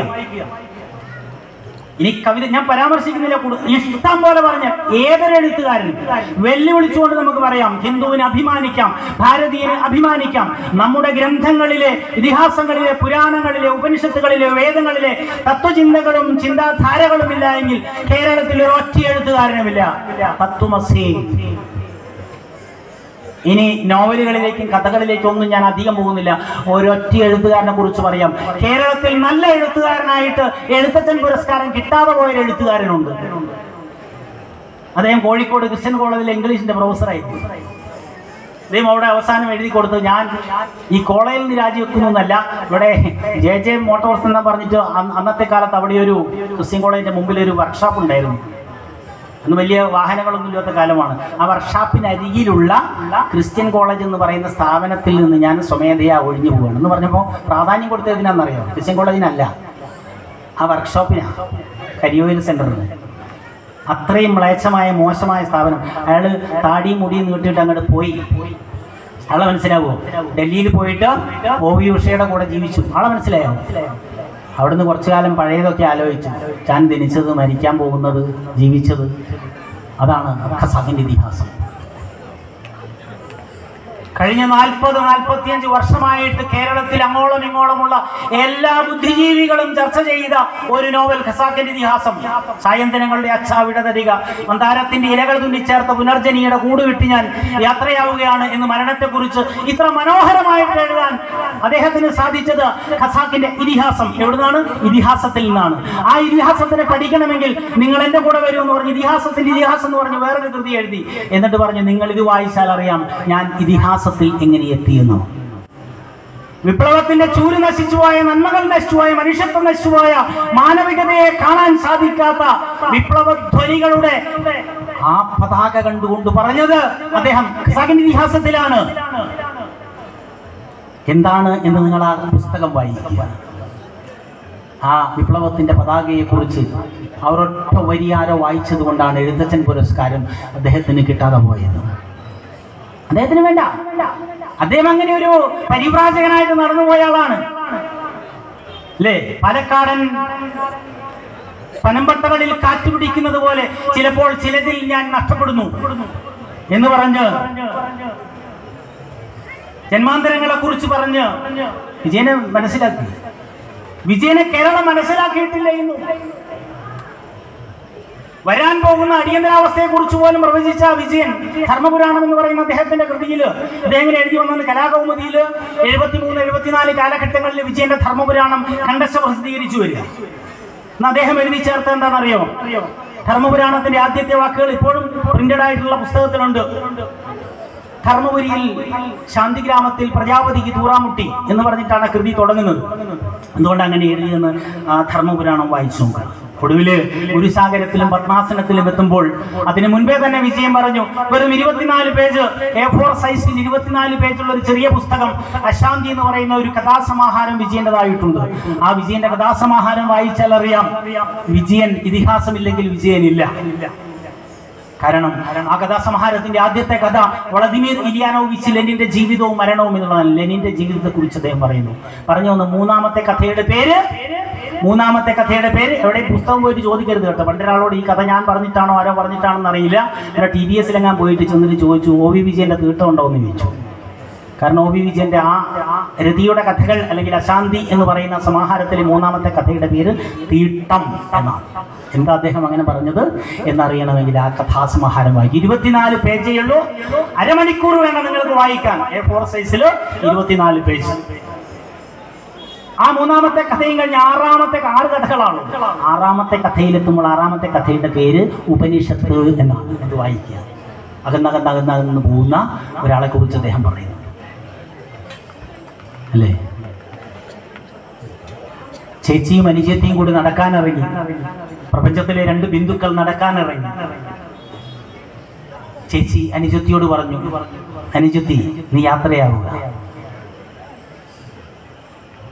സ്നേഹശൂന്യമായ ജീവിതമാണ് നമ്മുടേത്. സ്നേഹമില്ല. നമ്മൾ പറയുന്ന വലിയ സ്നേഹമൊക്കെ ഉണ്ടല്ലോ, ഒന്നുമില്ല, ഒക്കെ മണ്ണാകട്ടെ. അപ്പൊ അനുജത്തി പറഞ്ഞു, ഇല്ല ഞാൻ ചേച്ചിയെ മറക്കില്ല എന്ന് പറഞ്ഞു. മറക്കും. ഇത് കർമ്മപരമ്പരയുടെ സ്നേഹരഹിതമായ യാത്രയാണ്. വിജയന്റെ വാക്കുകളാണ് ഇവിടെ. ഇത് മറക്കും, അനുജത്തി നീ മറക്കും. വിജയന്റെ വാക്കുകളാണ്. ഇത് കർമ്മപരമ്പരയുടെ സ്നേഹരഹിതമായ യാത്രയാണ്. ഇതിൽ അകൽച്ചയും ദുഃഖവും മാത്രമേ ഉള്ളൂ. ഖസാക്കിന്റെ ഇതിഹാസം പോയിട്ട് വായിക്കും മക്കളെ. കാലങ്ങൾ കഴിഞ്ഞു. ചതലിയുടെ താഴ്വാരത്തിൽ കൊലുസണിഞ്ഞ ഒരു കൊച്ചുകുട്ടി അശോകത്തിൻ്റെ പൂവ് ഇറുക്കുമ്പോൾ ആ പൂ അവളോട് പറഞ്ഞു, അനുജത്തി നീ എന്നെ മറന്നു. പൂവായി വിരിഞ്ഞു പൂന്തേൻ നിറഞ്ഞു നിന്നത് ആ ചേച്ചിയാണ്. പുനർജന്മത്തിനെ കുറിച്ച് വിജയൻ പഠിപ്പിക്കും. അത് കിട്ടിയത് രാമായണത്തിൽ നിന്നാണ്. ഖസാക്കിൻ്റെ ഇതിഹാസം വിരിഞ്ഞത് രാമായണത്തിൽ നിന്നാണ്. രാമായണം പഠിക്കുന്നവനെ ഖസാക്കിൻ്റെ ഇതിഹാസം മനസ്സിലാവും, അല്ലാത്തവന് മനസ്സിലാവില്ല. ഇങ്ങനെ അങ്ങനെ നിങ്ങോളം പഠിച്ചാൽ ഏത് കവിയെയും എഴുത്തുകാരനെയും ചിന്തകനെയും കേരളത്തിലല്ല ലോകത്തിലെവിടെയും ഉയർത്തിയത് ഗീതയും വേദങ്ങളും ഉപനിഷത്തുകളും കഥകളുമാണ്. ബൈബിളും പഠിച്ചോളൂ. ബൈബിൾ ഉണ്ടായിട്ടുള്ളത് ഇവിടെ നിന്നാണ്. ഖുർആൻ ഉണ്ടായിട്ടുള്ളത് ഇവിടെ നിന്നാണ്. എന്ന് പറയുന്ന ഖുർആനിലെ സൂക്തം കൃത്യമായിട്ടും വേദത്തിന്റെ പുനരാഖ്യാനമാണ്. എന്താണ് ഖുർആൻ വെച്ച് വായിച്ചോളൂ. എല്ലാം പഠിക്കണം. ഇത് പഠിപ്പിക്കാതെ സ്വാതന്ത്ര്യമില്ലാതെ നിങ്ങൾ ഇത് മാത്രം പഠിക്കൂ. വേദങ്ങൾ മാത്രം പഠിക്കാൻ പറയുന്നില്ല, ഗീത മാത്രം പഠിക്കാൻ പറയുന്നില്ല.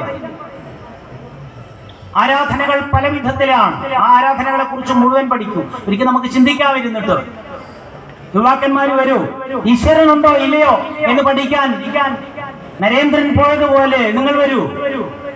ഇവിടെ നമ്മുടെ ക്ഷേത്ര തളത്തിലിരുന്നിട്ട് തട്ടകത്തിലിരുന്നിട്ട് നമുക്ക് ചർച്ച ചെയ്യാം, പഠിക്കാം, ചിന്തിക്കാം. ഒന്നുകിൽ നിങ്ങൾ ഞങ്ങളുടെ കൂടെ കൂടുക, അല്ലെ ഞങ്ങൾ നിങ്ങളുടെ കൂടെ കൂടാം. ജീവിതത്തിന്റെ അർത്ഥത്തെക്കുറിച്ച് സാമുവൽ ബക്കറ്റ് പറയുന്നത് പോലെയാണോ ജീവിതം? പാശ്ചാത്യർ പറയുന്നത് പോലെ അബ്സെനിസമാണോ എന്ന് ചിന്തിക്കാം. മറിച്ച് ജീവിതത്തിന് അർത്ഥമുണ്ടോ, അന്തരാർത്ഥമുണ്ടോ, ജന്മാന്തരങ്ങളുണ്ടോ, സത്യം എന്താണ് എന്ന് പഠിക്കാം. വേദങ്ങൾ പഠിക്കൂ. മദ്യത്തിന്റെയും മയക്കുമരുന്നിന്റെയും ഭോഗലാലസതയുടെയും അട്ടിപ്പേറികളിൽപ്പെട്ട് ഉഴന്ന് നന്മകളെക്കുറിച്ച്, തന്നെക്കുറിച്ച്, സത്യത്തെക്കുറിച്ച്, നീതിയെക്കുറിച്ച് തിരിച്ചറിയാത്ത ഹിരൺമയേന പാത്രേണ സത്യസ്യാഭിഹിത മുഖം എന്ന് ഉപനിഷത്ത് പറയും അവനോട്. നീ സത്യത്തിന്റെ മുഖം മൂടപ്പെട്ടത് മാത്രമേ കാണുന്നുള്ളൂ. നീ ആ സ്വർണ്ണപാത്രം കൊണ്ട് മൂടിയത് മാത്രമേ കാണുന്നുള്ളൂ. സ്വർണത്തിന്റെ പാത്രമല്ല നീ കാണേണ്ടത്, അതിനുള്ളിൽ സത്യമുണ്ട്. ആ സത്യത്തിനെ അന്വേഷിച്ചു പോകണം. ഈ സത്യത്തിനെ നമ്മൾ അന്വേഷിക്കാനുള്ള വഴിയാണ്, കേന്ദ്രമാണ് ക്ഷേത്രം, ക്ഷേത്രാരാധന. അതാണ് ക്ഷേത്രത്തിന്റെ പ്രവർത്തനം. ശാന്തിയും സമാധാനവും ലോകത്തിന് കൊടുക്കാൻ, ആരെയും മതം മാറ്റാനല്ല, ആരെയും കൊല്ലാനല്ല, ആരെയും വെല്ലാനല്ല. എത്രയോ എത്രയോ കവികൾ പാടി പതിഞ്ഞു കഴിഞ്ഞുപോയി. എല്ലാത്തിൻ്റെയും നന്മയറിയാൻ വേണ്ടിയിട്ട് ഈ ഭാരതത്തിൻ്റെ സംസ്കൃതിയെക്കുറിച്ച് പഠിക്കുമ്പോൾ ഞാൻ അഭിമാനിക്കണം. ഞാൻ ഹിന്ദുവായി ജനിച്ചതിൽ അഭിമാനമുണ്ട് എന്ന് തോന്നണം. സ്വാഭിമാന ഹിന്ദു. എൻ്റെ വേദങ്ങളും ഉപനിഷത്തുകളും, എൻ്റെ രാമായണവും മഹാഭാരതവും, എൻ്റെ ദേവീ മഹാത്മ്യവും, വിഷ്ണുപുരാണവും തുടങ്ങിയിട്ട് മഹത്തായ പുരാണങ്ങളുണ്ട്, അല്ലാത്ത പുരാണങ്ങളുമുണ്ട്. അത് ഗൂഗിളിൽ നോക്കിയിട്ടോ യൂട്യൂബിൽ നോക്കിയിട്ടോ പഠിക്കരുത്. ആചാര്യന്മാരുടെ മുമ്പിൽ ഇരുന്ന് പഠിക്കണം. അതാണ് വേദത്തിന് ശ്രുതി എന്ന് പേരുള്ളത്. കേട്ട് പഠിക്കണം. ആരിൽ നിന്ന്? ആചാര്യൻ നേരിട്ട് കേട്ട് പഠിക്കണം. തെറ്റിപ്പോകരുത്. അക്ഷരം തെറ്റാതെ പഠിച്ച് ലോകത്തിന് വാരി വിതറിക്കൊടുക്കണം.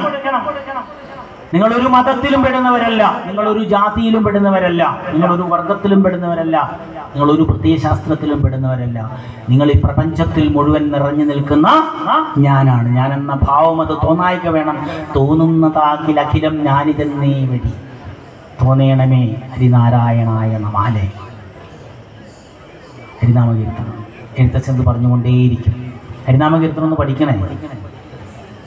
രാമായണം വായിച്ച് പഠിക്കണേ. ഞാൻ പറഞ്ഞാൽ എന്തെങ്കിലും അധികപ്പറ്റ് തോന്നിയിട്ടുണ്ടെങ്കിൽ ക്ഷമിക്കുക. കാരണം നമ്മൾ അപരാധം പറയാം.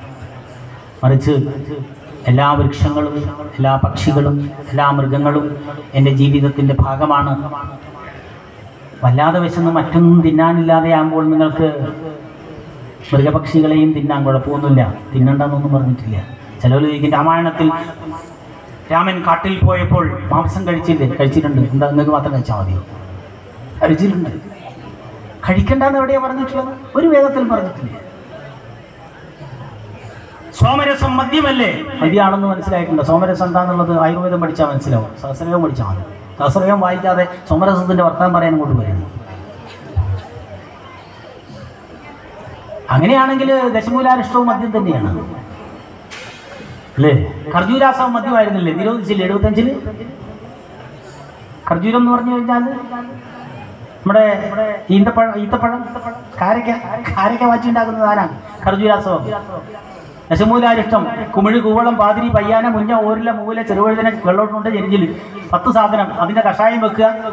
എന്നിട്ട് അതിൽ ചില മേമ്പൊടികളുണ്ട്, ശർക്കരയും മുന്തിരിങ്ങയും ഒക്കെ ഇതാക്കിയിട്ട് വായ്പൊതി കട്ടി വീട്ടിൽ പോയിട്ട് ഉണ്ടാക്കരുത്. നിങ്ങളെ പിടിക്കുക, എന്നെ പിടിക്കുക. എക്സസൈസ് അല്ലേ?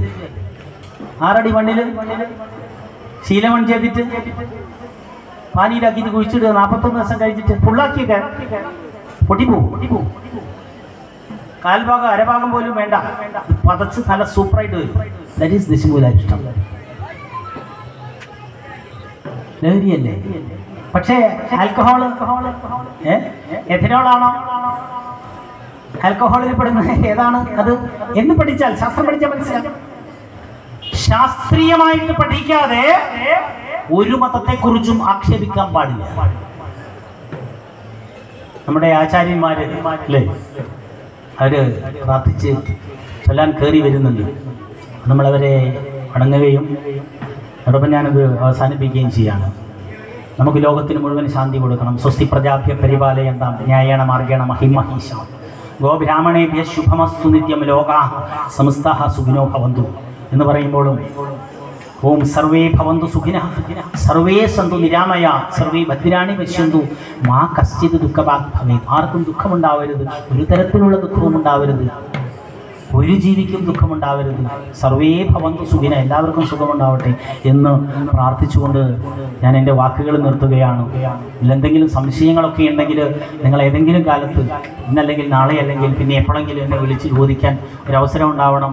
ഇവിടെ അഭിലാഷിനെ പോലെയും ആൻഡറിനെയൊക്കെ പോലെയുള്ള ആളുകൾ ഒക്കെയാണ് നമ്മളെവിടെയൊക്കെ എത്തിക്കുന്നത്.